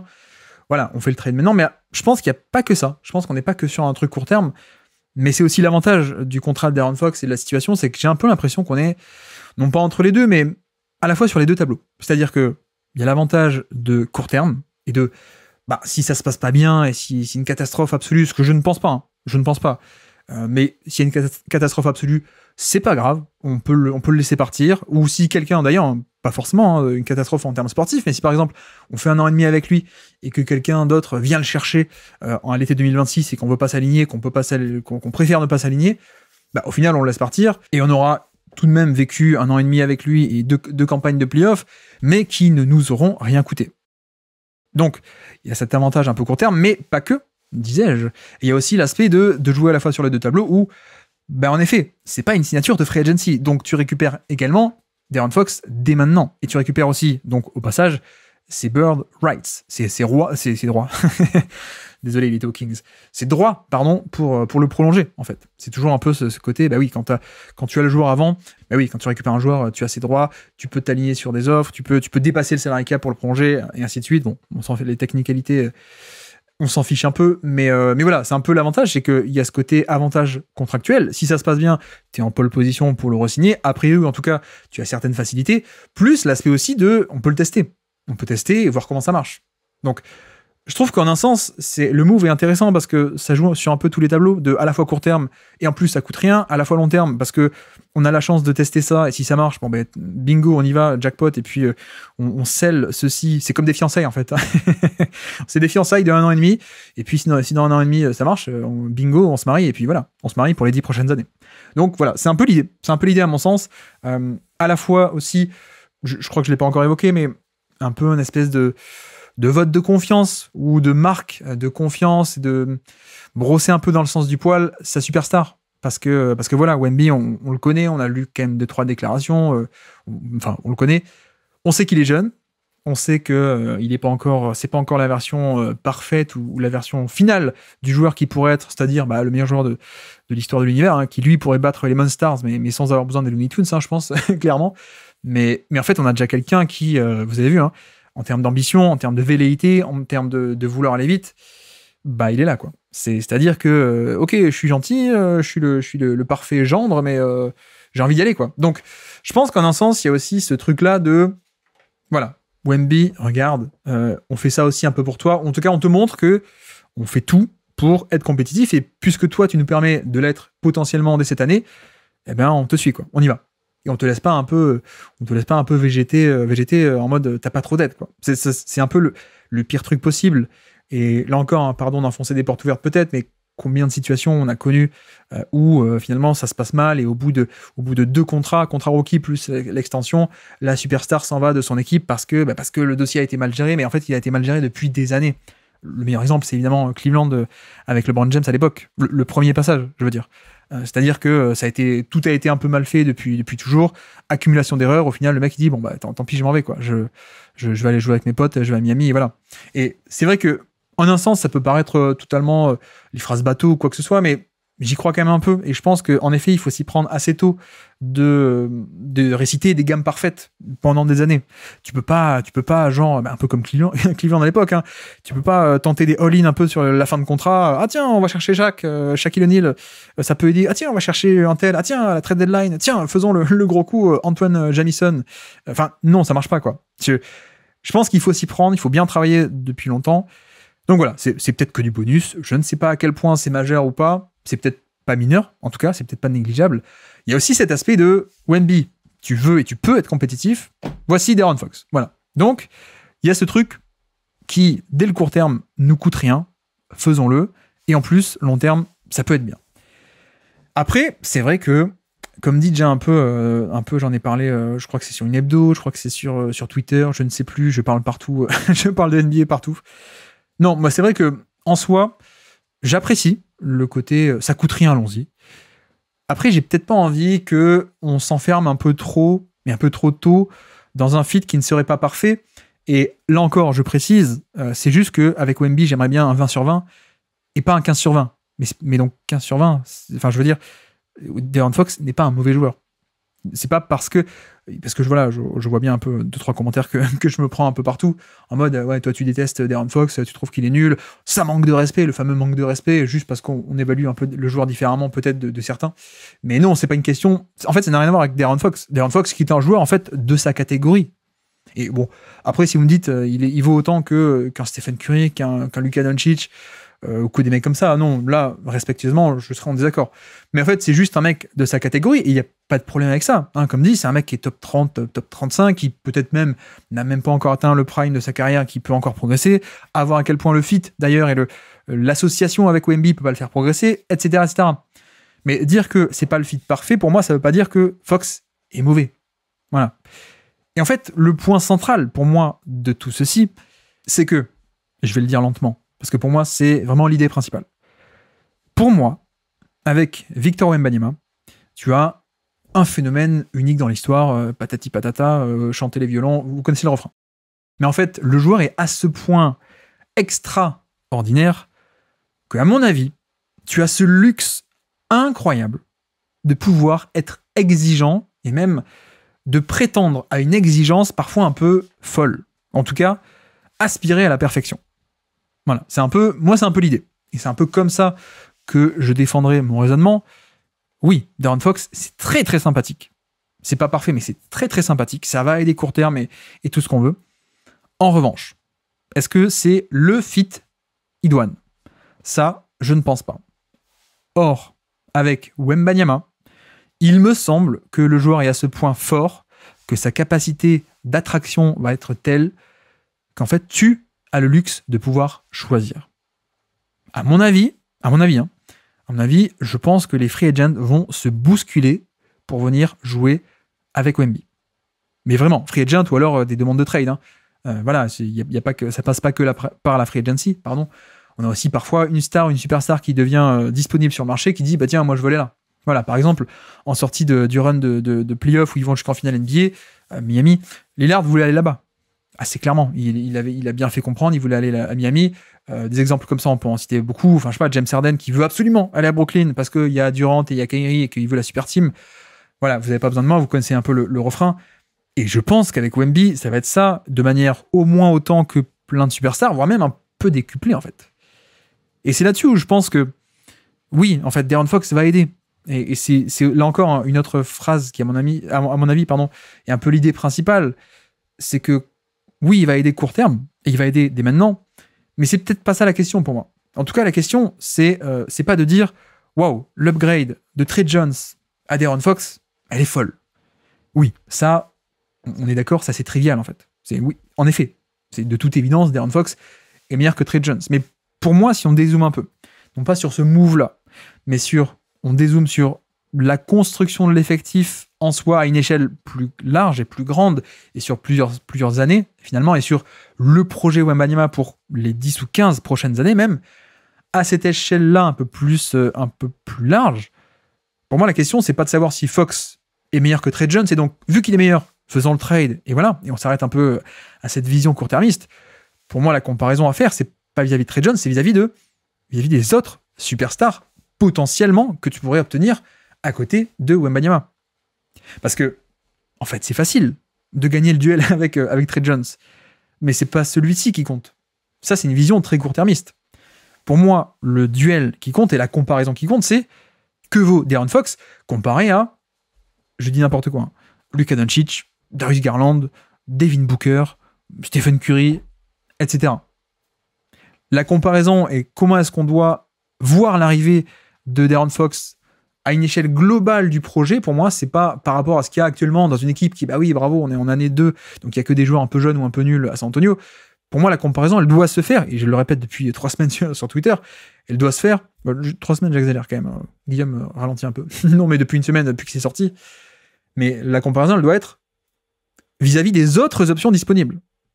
Et donc, c'est là où on revient à mon point central, qui est que, avec Wemby, tu peux te permettre le luxe d'être extrêmement exigeant. Et donc, la question maintenant, c'est, De'Aaron Fox est-il le choix parfait, le fit parfait? Vu que tu peux être exigeant à 100%, est-ce que le joueur De'Aaron Fox remplit totalement les critères que tu recherches? Pour moi, non. Voilà, assez simplement. Je pense qu'il y a des avantages que sont la défense, par exemple, où oui, c'est très cool. Cependant, de l'autre côté, il y a premièrement une question de spacing, mais qui pour moi n'est peut-être même pas la plus problématique. Et deuxièmement, en fait, c'est aussi et simplement le niveau de jeu du joueur. Et pour le coup, beaucoup de monde parle du spacing, et bon, ça fait partie de l'équation, on est d'accord. Hein. Mais pour moi, le spacing, c'est peut-être un peu réducteur, et surtout, ce n'est pas que ça. Le problème, en tout cas, les imperfections, plutôt, on va le formuler comme ça. Les imperfections, les légères imperfections dans le fit d'Aaron Fox avec Wemby, je parle de mariage sur 15 ans, ne résident pas principalement dans le manque de spacing de De'Aaron Fox. Pour moi, non. Pour moi, c'est peut-être passé un peu à côté du sujet. Et pour moi, une des interrogations principales, c'est aussi de dire, mais est-ce que De'Aaron Fox est réellement un joueur de chapeau 1 en NBA? Quand, en effet, avec Wemby, à mon avis et à mon sens, tu peux largement prétendre à associer Wemby à un autre joueur de chapeau 1. Chapeau 1, c'est ce que j'appelle top 5, top 10, top 15 NBA, quoi. Vraiment le gratin du gratin, quoi. Et c'est vrai que pour moi, la limite, elle est peut-être un peu plus là, dans le sens où De'Aaron Fox, on le connaît maintenant, à moins qu'on ait une progression spectaculaire et conséquente, un peu, non pas sortie de nulle part, mais un peu quand même, à moins de ceci, voilà, Fox, c'est un joueur très sympathique, et je ne veux pas dire ça avec une connotation négative, mais encore une fois, au risque de me répéter, je m'en excuse, on est sur un calibre top 30 plus que top 10. En fait, elle est un peu là, l'histoire. C'est-à-dire qu'on a un joueur de 27 ans, bientôt 28, donc il vient d'avoir 27 ans, ok, et qui en fait, c'est bien, c'est pas génial, en fait. D'ailleurs, il y a un truc assez basique, hein, par exemple, sur l'efficacité au niveau du tir, et donc un peu en dehors de ce côté spacing, est-ce qu'il est respecté ou pas à 3 points, vraiment sur son propre scoring, c'est vrai que moi je pense qu'on est plutôt sur une catégorie 2, en fait, parmi les stars, pas catégorie 1, pardon, et on voit que combien de fois est-ce qu'il a été plus efficace que la moyenne en termes de scoring? Une seule fois. Une seule fois, c'était la fameuse année 2023, où tout était un peu parfait. Bon, petite parenthèse, on rappelle pourquoi est-ce que l'attaque des Kings a aussi bien marché en 2023, parce qu'il y avait opulence de tirs au panier que cette attaque arrivait à créer, et dès l'année 2024, saison 2024, un an après, les défenses se sont ajustées, elles ont vu qu'il n'y avait pas de menace dans le périmètre, mais par contre, ils adoraient aller au panier, sur des cuts et sur des drives, donc on bouche l'accès au panier, et voilà, et du coup, l'attaque était passée de première à 15e, quoi, grosso modo. Donc, voilà, en carrière, c'est-à-dire, combien maintenant? Presque une dizaine d'années, on va dire? Ouais, une dizaine d'années. 7-8, bah finalement, une seule fois, le mec a été au-dessus du niveau moyen d'efficacité en NBA, plus 3%. C'est-à-dire que, oui, c'est bien, ça a du volume au scoring, c'est pas non plus inefficace, hein, comme certains peuvent l'être, mais voilà, on est sur un scoreur sympathique, mais ni ultra efficace, où donc tu aurais des tonnes de valeur ajoutée de ce point de vue-là, ni un joueur au scoring un peu implacable, et ni d'ailleurs au passage, je trouve, et c'est peut-être un peu dommage, c'est pas non plus un playmaker de folie. Là encore, hein, c'est toujours le même raisonnement, c'est-à-dire que faire le raisonnement, oui, il va apporter du passing dans cette équipe qui était avec un Chris Paul de 40 ans et un Trey Jones qui est passeur gestionnaire mais pas top. Oui, Fox gagne cette comparaison-là, en effet. Mais c'est pas dans ce sens-là qu'il faut le comparer. C'est dans l'autre sens. C'est, ah bah tiens, si on le compare à Garland, si on le compare je sais pas moi, à Liberton ou à des mecs comme ça, ou à Doncic, même si Doncic maintenant est plus disponible, hein, je comprends pas pourquoi il a jamais été, mais bref. Non, mais c'est comparé à d'autres stars qu'il faut voir. Quand on est dans cette construction à long terme. Et de dire, c'est lui que je choisis pour être le lieutenant de De'Aaron Fox. C'est comparé aux autres. Et c'est vrai que le scoring, c'est pas mal. C'est pas la folie. Bon, le scoring off-ball, donc le spacing, en effet, ça vient se rajouter à l'équation. Et le passing, bon, c'est cool, hein, c'est pas mal, mais c'est pas parfait. Et encore une fois, quand je dis pas mal, hein, c'est pas en brut, c'est relatif aux stars, vous avez compris. Et donc en fait, moi, c'est un peu en ça où je trouve que ce serait dommage de se lier à De'Aaron Fox un peu en mode long terme, quand finalement il existe d'autres options sans doute meilleures sur le marché. Alors, peut-être pas disponibles de suite, c'est peut-être ça aussi la force de De'Aaron Fox, c'est peut-être ça le calcul qu'a fait Rich Paul, d'ailleurs au passage, et qui est un bon calcul, puisque ça a marché. Mais en effet, peut-être qu'il y a des meilleures options pas encore disponibles sur le marché, mais de l'autre côté, je peux aussi le réitérer ça, pour moi il n'y a aucune urgence. Il n'y a aucune urgence à San Antonio. On est sur l'année numéro 2. Donc, si tu peux, voilà, il y a une occasion, tu la prends, tu peux être compétitif, t'y vas. Mais je veux dire, on n'était pas en situation d'urgence absolue. On peut attendre. On peut largement attendre encore 1 an, 2 ans. Vous inquiétez pas que quand Wembanyama commencera à accumuler, ou même aura déjà décroché l'NBA First Team ou MVP d'ici 2, 3 ans, peut-être un peu plus, enfin, les mecs vont venir. Il n'y a pas de problème. Il y aura toujours un mec sur le marché qui va être free agent, soit va demander son transfert. Au bout d'un moment, il y en a qui vont vouloir jouer avec Wemby. Hein. Ça, c'est déjà à peu près sûr. D'ailleurs, on voit que ça commence déjà un peu à sortir pas mal de noms, dont De'Aaron Fox. Mais voilà, c'est un peu dans ce sens-là où moi, je trouverais ça un peu dommage qu'on se lie, entre guillemets, à tout jamais à De'Aaron Fox. Et d'ailleurs, peut-être que vous n'êtes pas d'accord avec moi. Et c'est peut-être juste le fait qu'on a un désaccord sur quelle est la valeur du joueur. Mais voilà, moi je reste un peu sur mes positions que, bah non, pour moi, ce n'est pas un joueur top 10, top 15 NBA. Or, à mon sens, c'est ce que devrait tendre à vouloir, et à exiger même, les San Antonio Spurs.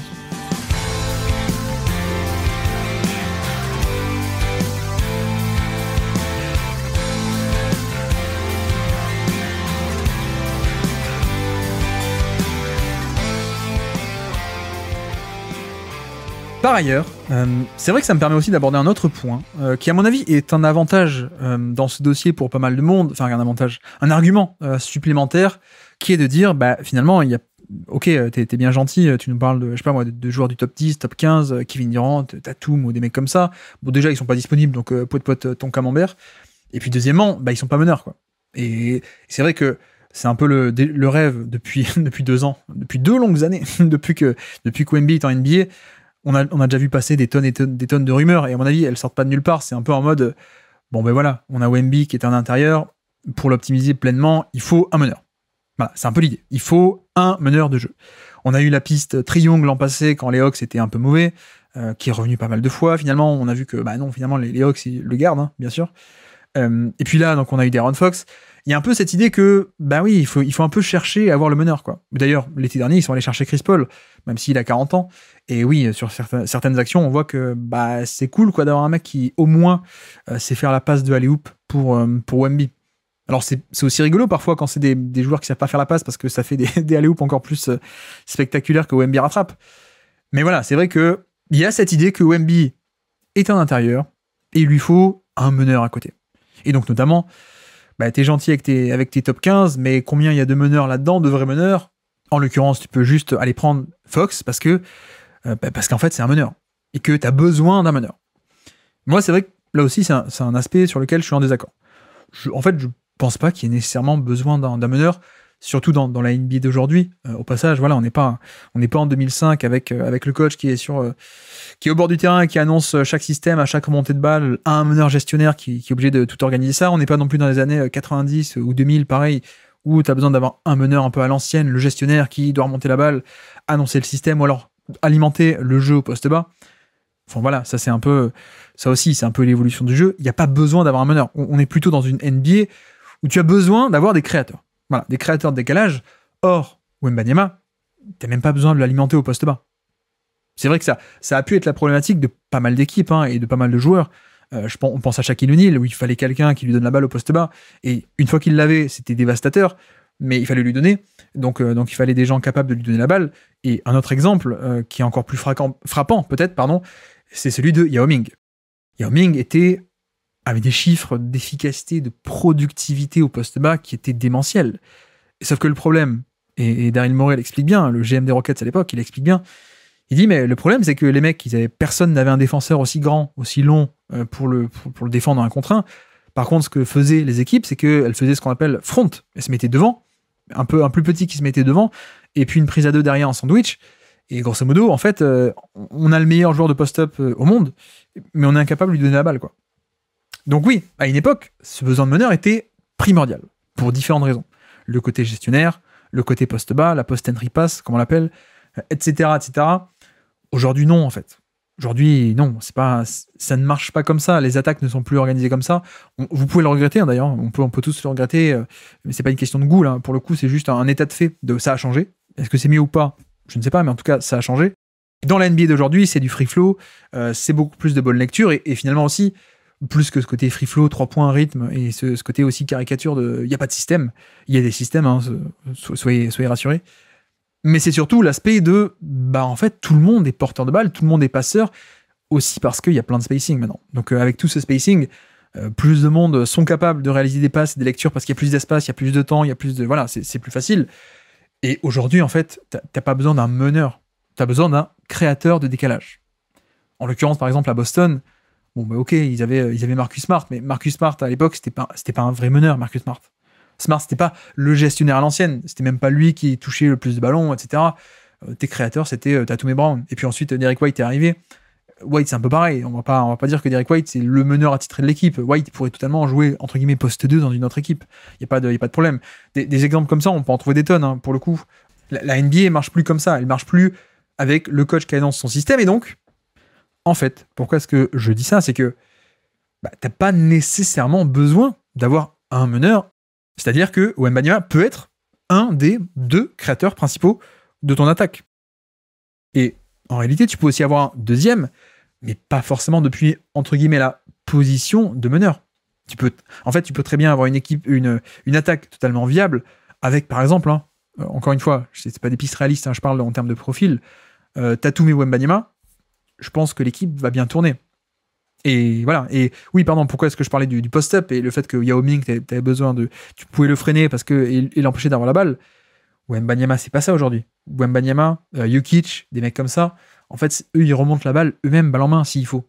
Donc, le côté faire la prise à dos, le front, the post, au poste bas, le privé du ballon, ça ne peut plus exister, en fait. Mais si tu le fais, tu peux le faire sur une possession, et puis la possession d'après... Wemby remonte, il prend la balle dans le périmètre et il va lui-même s'installer au poste bas, comme le fait Jokic, où il peut lui-même attaquer face au panier, etc. D'ailleurs, il y a aussi un aspect qui est un peu sous-estimé, mais là où je trouve que Wembanyama est le meilleur, c'est peut-être même pas forcément au poste bas, où c'est pas mal, mais c'est pas non plus encore le meilleur de NBA ou quoi que ce soit, mais c'est les pick and roll inversés. Ou plutôt les pick and roll, lui en tant que porteur de balle. Et on appelle ça inversé parce que c'est le grand qui, plutôt que poser l'écran, à la balle, et c'est le petit qui, plutôt qu'avoir la balle, pose l'écran. Donc c'est l'inverse de d'habitude. Et voilà, ça c'est clairement la meilleure arme du répertoire de Wemby, à mon sens. C'est là où il est le plus dangereux, parce qu'il y a la menace de son scoring, donc cette année il attire beaucoup les défenseurs à lui, que ce soit sur le jump shot ou sur le drive. Donc s'il y a 2 sur lui, sur l'écran, ça fait que le poseur d'écran qui est un petit, il est libre d'aller au panier, de rouler au panier, de faire le pick and pop, etc. Donc il y a cette option-là. Il y a le passing aussi de Wembanyama, qui est peut-être un des meilleurs passeurs intérieurs de NBA qu'on ait actuellement, surtout avec sa taille, où c'est pareil, sur ces fameux pick and roll inversés, même si tu fais une prise à 2, le mec peut passer par-dessus la prise à 2 comme si t'existais pas, en fait. C'est littéralement, c'est presque même un peu vexant pour les défenseurs NBA, mais il a des angles de passe absolument dingues parce que taille et longueur de bras. Donc tu peux pas l'enfermer. Tu peux pas l'enfermer par-dessus, tu peux même pas l'enfermer par le côté. J'ai le souvenir d'une passe là contre les Clippers il y a quelques jours où Nico Batum essaie de faire une prise à 2 un peu surprise après un switch. Il fait une prise à 2 en venant depuis l'angle mort de Wemby. Wemby le voit au dernier moment et en fait avec ses très longs bras, il passe autour de Nico Batum pour glisser une passe à terre vers l'attaquant qui a été abandonné, qui faisait un cut dans le dos de Batum, quoi. Voilà, c'est un mec que tu ne peux pas blitzer, c'est un mec que tu ne peux pas faire des prises à 2, ou alors il faut vraiment une défense complexe derrière pour priver enfin pour faire prise à deux, plus défendre l'option la plus proche et complexifier le niveau de lecture que Wembanyama doit faire. Mais en fait, ce que je veux dire, c'est qu'à long terme, et même à terme, pour moi, Wemby doit avoir beaucoup de ce genre de ballon. Au poste bas, au poste haut, face au panier pour scorer ou pour distribuer, des pick and roll inversés et, en effet, parfois des pick and roll en tant que poseur d'écran. Mais, là encore, qui dit que sur un pick and roll où lui est poseur d'écran, qui dit que Wemby doit être associé à un meneur? Je veux dire, la NBA d'aujourd'hui, on le voit bien, c'est pas que les meneurs qui jouent des pick and roll. D'ailleurs, je viens exactement de décrire le fait que Wemby, lui-même en tant que pivot, le plus grand pivot de NBA, joue des pick and roll en tant que porteur de balle. Donc, oui, il y a un peu cet aspect de dire ah ouais, mais ce serait quand même sympa un meneur pour alimenter Wemby sur les pick and roll. Certes, mais pourquoi un poste 2, un poste 3, un poste entre guillemets 4 pourrait pas le faire non plus en fait. En fait, t'as pas besoin d'avoir un meneur, t'as besoin d'avoir un passeur. T'as besoin d'avoir un mec capable de faire ce genre de lecture et de passe. Mais en soi, on dit meneur, mais parce que historiquement, ce sont eux qui ont ce genre de qualité. Mais depuis 10 ans, ça a évolué. Maintenant, tout le monde peut faire des pick and roll. Tout le monde. Et notamment, je pense que vous regardez un peu la liste des top 10, top 15, top 20 joueurs NBA, mais tout le monde fait des pick and roll en fait. Tout le monde. Même Giannis, depuis son poste 4 d'intérieur, il en fait. Nikola Jokic aussi, évidemment. Bon, Luka Doncic, oui. Mais pareil, Luka Doncic, on appelle ça un meneur ou pas? Enfin, je sais pas. On s'en fiche un peu des positions, quoi, au final. Bon, LGA, ok, c'est un meneur si vous voulez. Embiid, Anthony Davis, Kawhi Leonard, Tatum, LeBron James, Kevin Durant, Devin Booker, Butler aussi. Bon, bref. Enfin, Anthony Edwards, on peut continuer, hein, pardon, je vexe personne, aucune fanbase, hein, mais même à OKC, vous prenez Jalen Williams, pareil. En fait, tout le monde fait des pick and roll maintenant. Ingram, Siakam, je descends dans la liste, hein, je prends pas que les top 20, mais en fait, tout le monde aujourd'hui. Il y a plus, en fait, on a aussi cassé les barrières des postes. Et je pense que l'exemple de Wembanyama va peut-être aussi servir à ça, de montrer à quel point, en fait, on peut s'affranchir totalement de ce genre de notions. Et en fait, ce que tu as besoin, c'est pas d'un meneur. C'est de quelqu'un qui puisse faire des bonnes passes sur pick and roll. Et c'est vrai que historiquement, c'était des meneurs, mais aujourd'hui, ça peut être tout le monde. Et pourquoi je dis ça aussi? Pourquoi je dis ça? C'est que, alors attention, avant de m'insulter, s'il vous plaît, avant de m'insulter, finalement, Stephen Castle pourrait totalement être le Mario Chalmers de San Antonio. Bon, je fais un peu exprès d'exagérer pour que vous compreniez un peu l'idée et puis pour me marrer aussi, mais il y a un peu cet aspect où, en fait, non, la création peut venir de n'importe où et presque, en fait, les postes, entre guillemets les postes, même si ça veut plus rien dire, mais aujourd'hui, ça compte un peu juste en défense. Mais en fait, tu peux très bien avoir ta création qui émane depuis Wemby poste 5 et puis un poste 3, Tatum ou Durant ou n'importe. Et puis donc à côté, les petits qui vont être alignés sur le terrain, ça va être Devin Vassell, un shooter, et puis un mec un peu de distance, etc. Ou alors Stephen Castle. Mais tu peux très bien donc avoir ta création principale qui vient de Wemby et de Durant. Partons là-dessus en disant n'importe quoi. Juste pour l'exemple de la théorie des profils. Et donc à côté de joueurs poste 1 et 2 plus petits, mais juste là pour mettre des tirs ou pour créer occasionnellement. Et par contre, qui, de l'autre côté, défensivement, c'est eux qui prennent les meneurs adverses, au final. Ou alors tu joues un peu avec les match-ups en plus. C'est pas, les match-ups en NBA sont de moins en moins fixes. Donc en fait, même si Stephen Castle ne devient pas un créateur d'attaque, un passeur de premier ordre, en fait, on s'en fiche. Parce qu'il existe aussi un modèle d'équipe où t'as pas besoin ni de De'Aaron Fox, ni de Trae Young, ni de Garland, ni de personne. Juste, si tu mets Tatum à côté de Wemby, t'as tes deux créateurs principaux. Tu complètes le 5 avec Vassell, qui est peut-être le plus petit, et puis Stephen Castle, et puis ça fonctionne très bien, en fait. Et défensivement, Tatum, il prend les postes 3, et puis Stephen Castle et Vassell, ils prennent les postes 1 et 2. Donc c'est aussi pour ça que je parle de Chalmers, évidemment en exagérant, mais parce que, en fait, ce modèle-là, mais c'est exactement ce qu'on a eu à Miami il y a 15 ans, en fait. C'est-à-dire que le Miami Heat, en fait, toute la carrière de LeBron, voilà, toute la carrière de LeBron, mais donc y compris Miami, en 2010, on se posait encore la question de ça. On disait, qui va jouer meneur? Est-ce que LeBron, c'est un meneur ou pas? On s'en fiche, en fait. On s'en fiche. LeBron, c'est lui qui avait la balle tout le temps, c'est lui qui créait balle en main, c'est lui qui avait les pick and roll, et donc, vu que c'est lui qui avait la création, en poste 1, entre guillemets poste 1, t'avais pas besoin d'un meneur de gestion, de création, tu mettais un 3&D. Tu mettais Mario Chalmers. Ça coûtait moins cher que d'aller chercher un meneur créateur. Ça fitait peut-être un peu mieux, parce que shoot et défense, donc c'était cool. Et voilà. Et la création venait d'ailleurs. Et donc je pense qu'en un sens, le modèle à suivre, il peut être celui-ci. Il peut être Wemby plus un autre poste 3 star. Voilà, la création, c'est ces deux-là. Et de l'autre côté, Stephen Castle, qui en plus, encore une fois, hein, parenthèse, mais lui-même a quand même beaucoup de passing. Hein. C'est quand même un passeur que je trouve extrêmement intéressant, mais il aura peut-être jamais le scoring pour complémenter ça. Tu peux avoir un Stephen Castle, entre guillemets, un espèce de Mario Chalmers plus, quoi. Juste, t'es le poste 1, surtout défensivement. T'es créateur un peu régulier, occasionnel, mais voilà, et pas plus. Et t'as pas besoin nécessairement d'aller chercher un triangle. Et même plus que ça. Je pense que De'Aaron Fox, c'est pas mal défensivement. Je pense que ça peut être très très fort même. Mais par exemple, le fait d'avoir cet avantage que la création peut venir de n'importe où, ça peut te conférer un immense avantage structurel et même concurrentiel, qui est que t'as pas besoin de te taper un tout petit joueur dans l'effectif et dans le 5, dans la rotation principale. Parce que oui, hein, on rêve tous d'avoir un passeur de type Darius Garland dans le 5 de départ avec Wemby. Bon, si tu le fais, il faut aussi assumer d'avoir Garland en défense, ce qui n'est pas non plus scandaleux ou catastrophique. Mais ça reste un petit qui va te cibler. Pareil pour Triangle, ou pareil pour des mecs comme ça. Alors que là, en fait, si tu t'affranchis un peu de ça, et tu dis, non, ma création, ça va être Wemby. Voilà, 35% d'usage Wemby, donc un volume de responsabilité de superstar Wemby. Et à côté, pareil, un poste 3 superstar top 10 NBA que tu seras allé chercher. Voilà, la création c'est eux. T'as même pas besoin d'aller chercher un meneur, entre guillemets, passeur-créateur. Tu mets Stephen Castle en poste 1, entre guillemets poste 1, encore une fois, et puis t'as ton équipe qui est encore plus viable défensivement. Donc, avantage structurel. Voilà, et bref, tout ça pour boucler la boucle, tout ça pour dire qu'en fait, De'Aaron Fox, c'est très bien. En effet, actuellement, il va beaucoup aider, et c'est tant mieux. Il y a aussi le fait que on va tester, on va voir hein, sur quelques mois, et puis sur 1 an et demi, presque 2 ans. Voyons ce qu'il vaut. Est-ce qu'on peut faire un step-up ? Est-ce que le fit marche bien ? Est-ce que la création de décalage est géniale ? Mais c'est vrai que, en fait, tu n'as pas besoin, absolument, d'avoir un meneur. C'est un peu l'idée principale, même que je voudrais faire passer aujourd'hui, c'est que tu peux construire ton équipe un peu différemment. Et en réalité, l'autre avantage, c'est aussi que si tu admets que, non, j'ai pas besoin d'un meneur, forcément, l'objectif d'associer Wemby avec un autre top 10, 15, 20 NBA, finalement, tu ouvres le champ des possibles beaucoup plus. Si tu admets que ta création ça peut être depuis Wemby et depuis un ailier star, et que t'as pas besoin d'un meneur, tu t'affranchis un peu de ça, finalement, ton top 20, tu peux aller le piocher à peu près dans n'importe quelle position.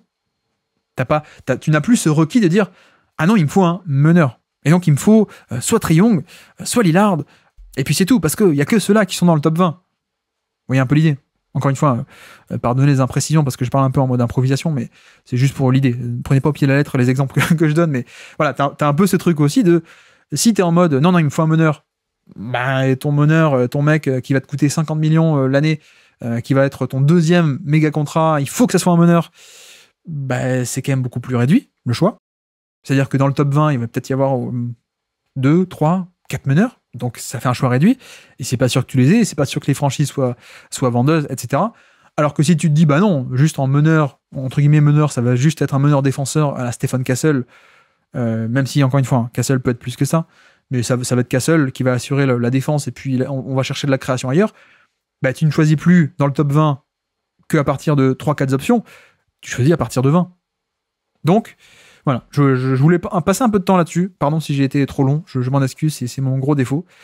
Mais vu qu'on parle de Wemby et que c'est toujours hyper intéressant, je pense qu'il faut aussi imaginer les choses un peu différemment.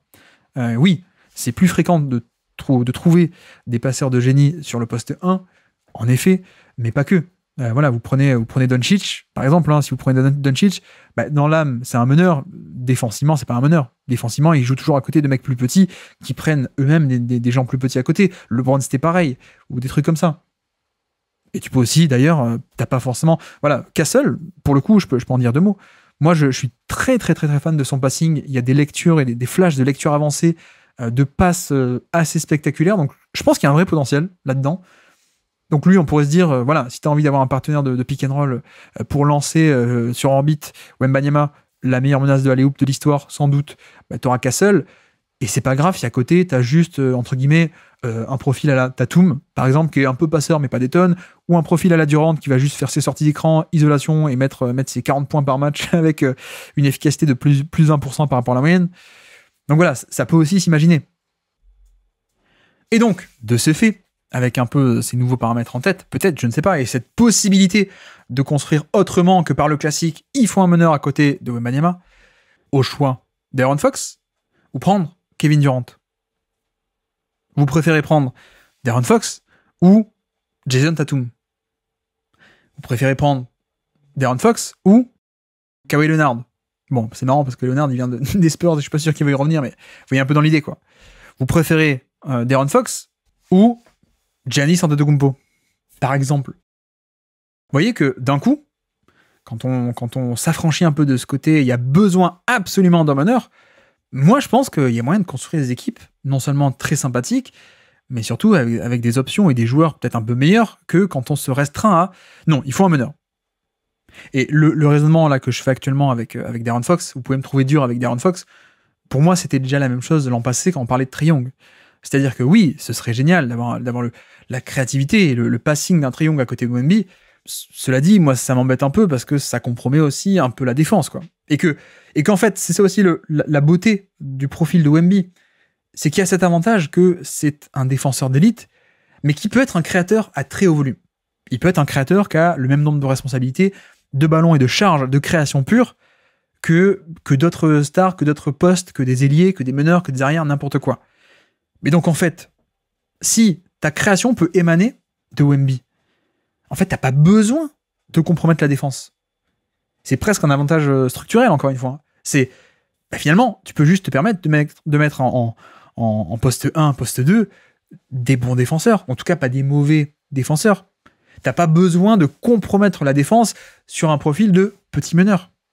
C'est presque même, encore une fois, mais tout l'avantage de Wemby, qui est capable d'avoir, à terme, 30, 35, 40% d'usage, de scorer 30 points par match, de créer 50% sur les possessions où il est sur le terrain, etc., etc. En fait, vu qu'il peut faire ça, tu n'as pas besoin d'aller chercher un meneur qui, souvent, va être un peu déficitaire au niveau de la défense. Donc voilà un peu mon plaidoyer pour du long terme. Le truc aussi, c'est que... Bon, c'est pas pour être méchant, mais je veux dire, on en connaît 2-3 cas où, finalement, le mariage a été prononcé tôt, très tôt, et moi je trouve parfois un peu trop tôt. Notamment, moi je suis désolé, mais quand je vois que le prime de Nikola Jokic va être passé à être coaché par Mike Malone, qui est bien, mais pas élite, qui est même très bien, mais pas le meilleur coach de NBA, et notamment aussi en compagnie de Jamal Murray, ma foi qui est sympathique, mais on pourrait faire tellement mieux, c'est une immense frustration. C'est une immense frustration. Et on peut dire, ah oui, mais ça a marché, ils ont un titre. Oui, mais là encore, c'est peut-être pas comme ça qu'il faut réfléchir. Certes, il y a un titre avec Jokic et Murray. Mais en fait, peut-être qu'avec un meilleur que Jamal Murray, en fait, sur 5 ans, il n'y aurait pas un titre. Il y en aurait peut-être 2, 3, ou 4. Ou 8, carrément, soyons fous. Mais non, mais vous voyez un peu l'idée. Le titre ne valide pas tout. Parce qu'il faut aussi évaluer ce qui n'a pas été et ce qui aurait pu être. Et ce qui aurait pu être, c'est peut-être que avec quelqu'un d'autre que Jamal Murray, peut-être qu'en fait, il n'y aurait pas un titre, il y en aurait eu plus, quoi. Et peut-être que ça aurait fait beaucoup mieux. Et c'est vrai que moi, avec Jokic, j'ai vraiment cette frustration. J'ai cette frustration de, c'est pas mal, c'est cool, oui, il y a un côté automatisme, et n'importe qui ne pourrait pas débarquer et en un mois avoir le même degré d'automatisme. Après, tâchons aussi de ne pas trop en faire sur ce côté automatisme. Je veux dire, c'est pas un truc inné, Jamal Murray, il est pas né avec, il a appris. Je veux dire, si tu vas chercher un mec, un porteur de balle de meilleure qualité et qui s'est un peu bougé off-ball ou ce genre de choses, bon, ça va, au bout d'un moment, il va l'apprendre à jouer à côté de Jokic. Et puis, je crois que je suis presque prêt à m'asseoir sur le côté automatisme si ça me permet d'avoir un mec meilleur, en fait. Je veux dire, je pense que, par exemple, je préfère me séparer de Jamal Murray, même s'il y a beaucoup plus d'automatisme avec Jokic, si c'est pour avoir un Stephen Curry, bien meilleur, même s'il n'a pas le même historique et la même connexion avec Jokic, quoi. Et je parle de ça parce que Jokic, c'est frustrant pour moi.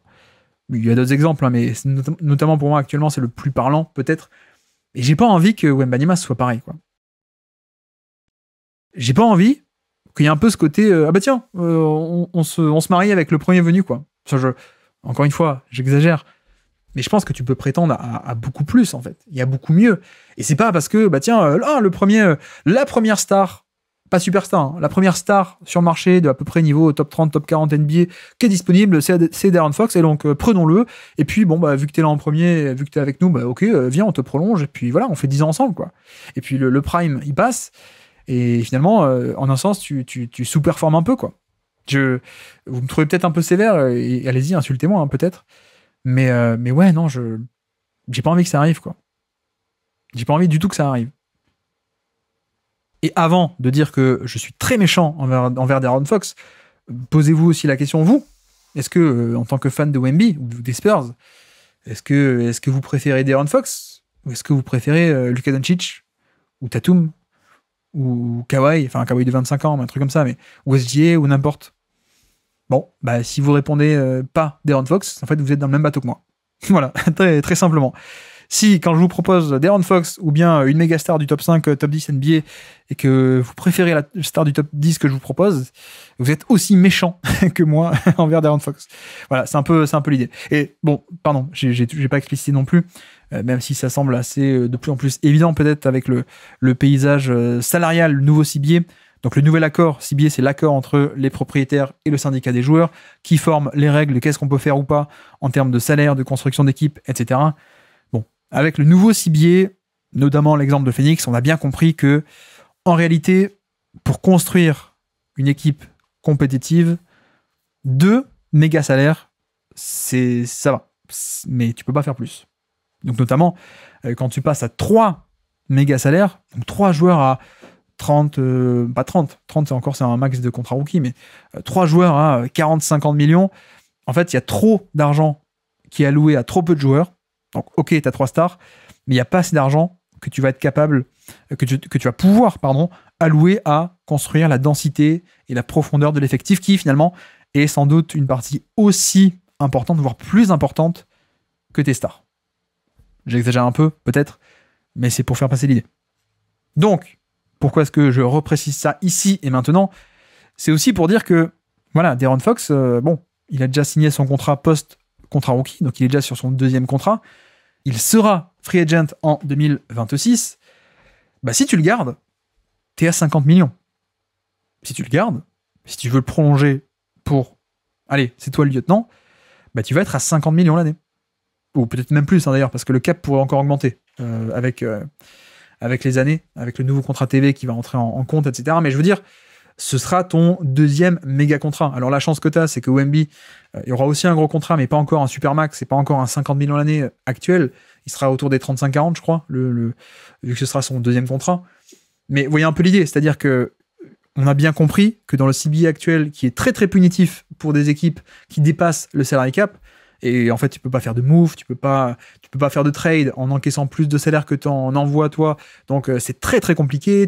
Si tu dépasses trop, tu peux pas faire des packages de joueurs, tu auras même des punitions à long terme, tu n'auras pas ton choix de draft si pendant 3 ans tu restes au-dessus du second apron, etc., etc.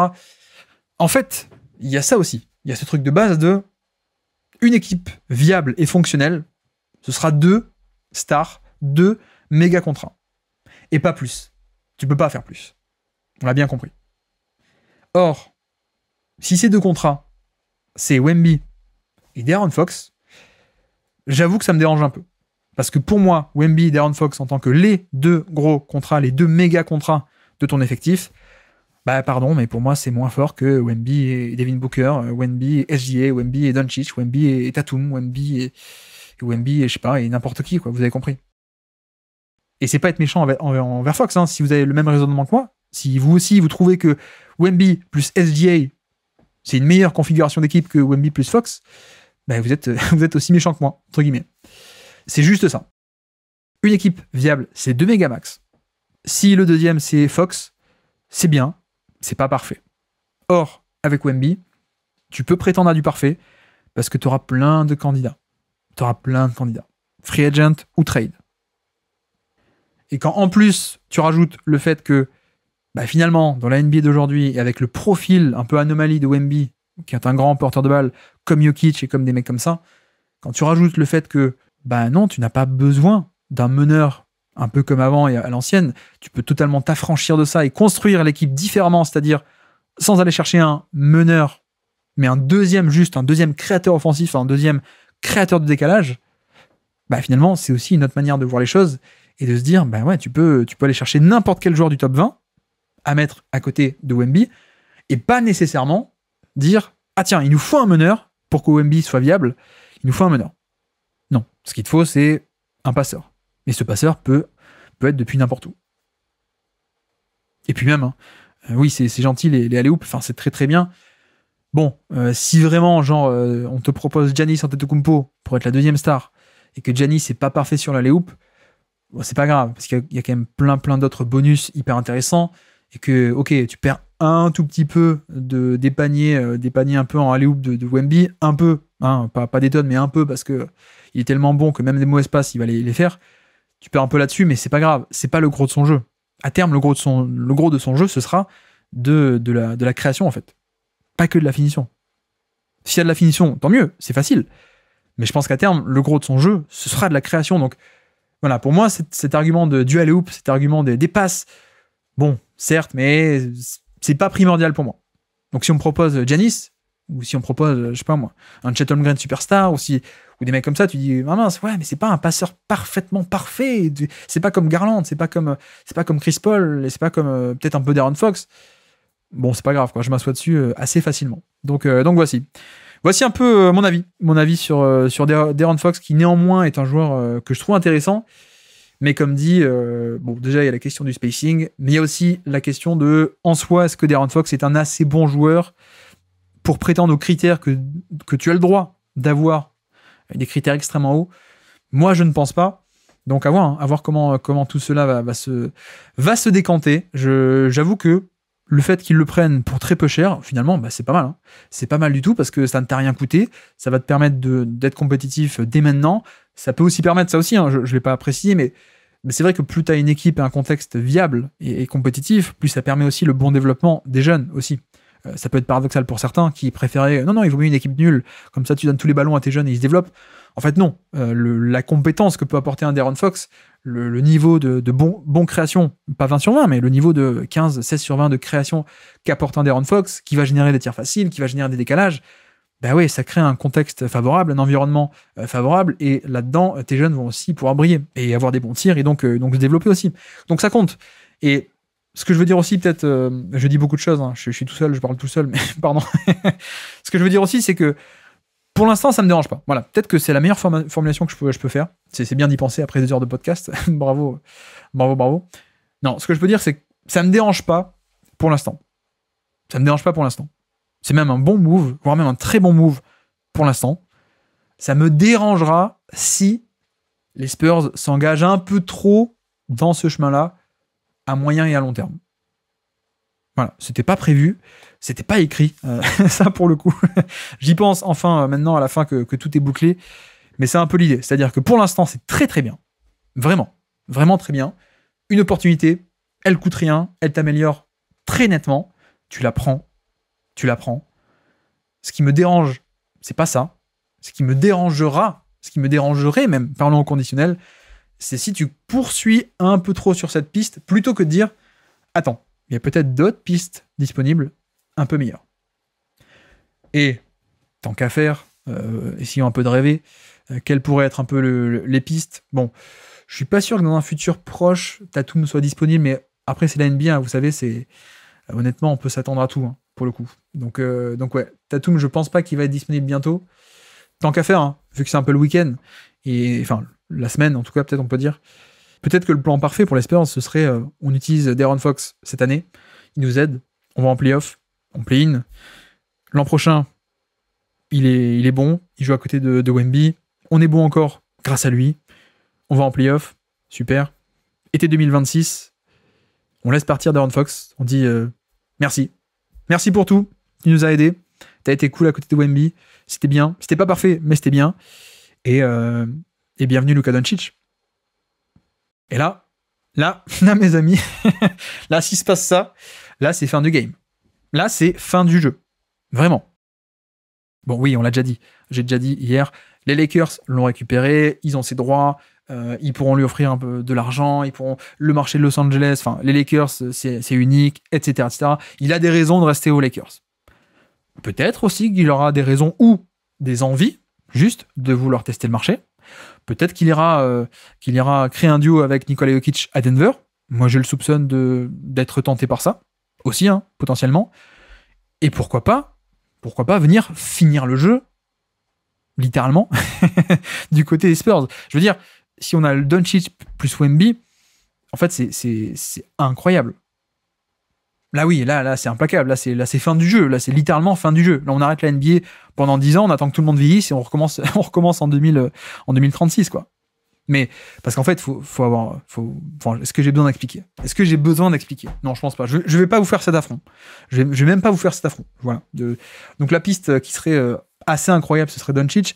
Mais après, pour revenir un peu sur du plus réaliste, mais par exemple, hein, moi, je soupçonne un peu le front office de Phoenix, qui a échangé plein de pics, etc., de se dire, bon, en fait, on va peut-être un peu se refaire la cerise, et un jour, Booker et Durant vont être disponibles. Alors, Durant, ce sera un peu vieux, mais par exemple, un Booker, moi, je pense que je prends Booker par-dessus De'Aaron Fox, hein, assez facilement. Vous allez me dire, oui, mais c'est pas un meneur. Oui, mais j'ai déjà expliqué en quoi, pour moi, c'était pas un problème, ça. Moi, je préfère largement Booker à De'Aaron Fox. Autre cas particulier, bon, Kawhi Leonard, il sera peut-être un peu vieux, c'est peut-être un contrat court. Autre cas, peut-être un peu plus concret. Quid de Giannis? C'est intéressant, ça, Giannis. Si Giannis et sa versatilité, et non pas polyvalence, là j'utilise vraiment le mot français, versatilité, en tout cas, non, plutôt, c'est peut-être un peu méchant, mais non, son côté, voilà, un peu, un jour ça peut péter à Milwaukee, je pense, il peut demander son transfert, etc. Honnêtement, voilà, moi je saute sur l'occasion. Et après, c'est l'intérêt aussi d'avoir Fox. C'est aussi l'intérêt, c'est que, au final, tu le prends en tant que valeur intermédiaire, et le jour où tu as un peu le boss final pour toi, le joueur final, le joueur ultime qui se présente sur le marché, bah tu peux mettre De'Aaron Fox dans le package. Et ça, c'est intéressant, parce que ça offre à l'équipe en face une contrepartie qui est déjà intéressante. Donc, c'est aussi en ça que, comme dit, ça me dérange pas du tout, sur du court et du moyen terme, d'avoir De'Aaron Fox. Parce qu'il va t'aider, mais en plus, t'as cet aspect-là de, en fait, ouais, si, imaginons dans pile un an, Giannis est dispo. En fait, t'as le contrat de Fox, qui est un contrat d'une certaine taille, donc pour l'équilibre des salaires, c'est cool, mais en plus, ça reste un joueur attrayant. Alors, Milwaukee, ils vont se dire, non, mais ça vaut pas Giannis, mais bon, c'est déjà ça. C'est déjà ça pour repartir.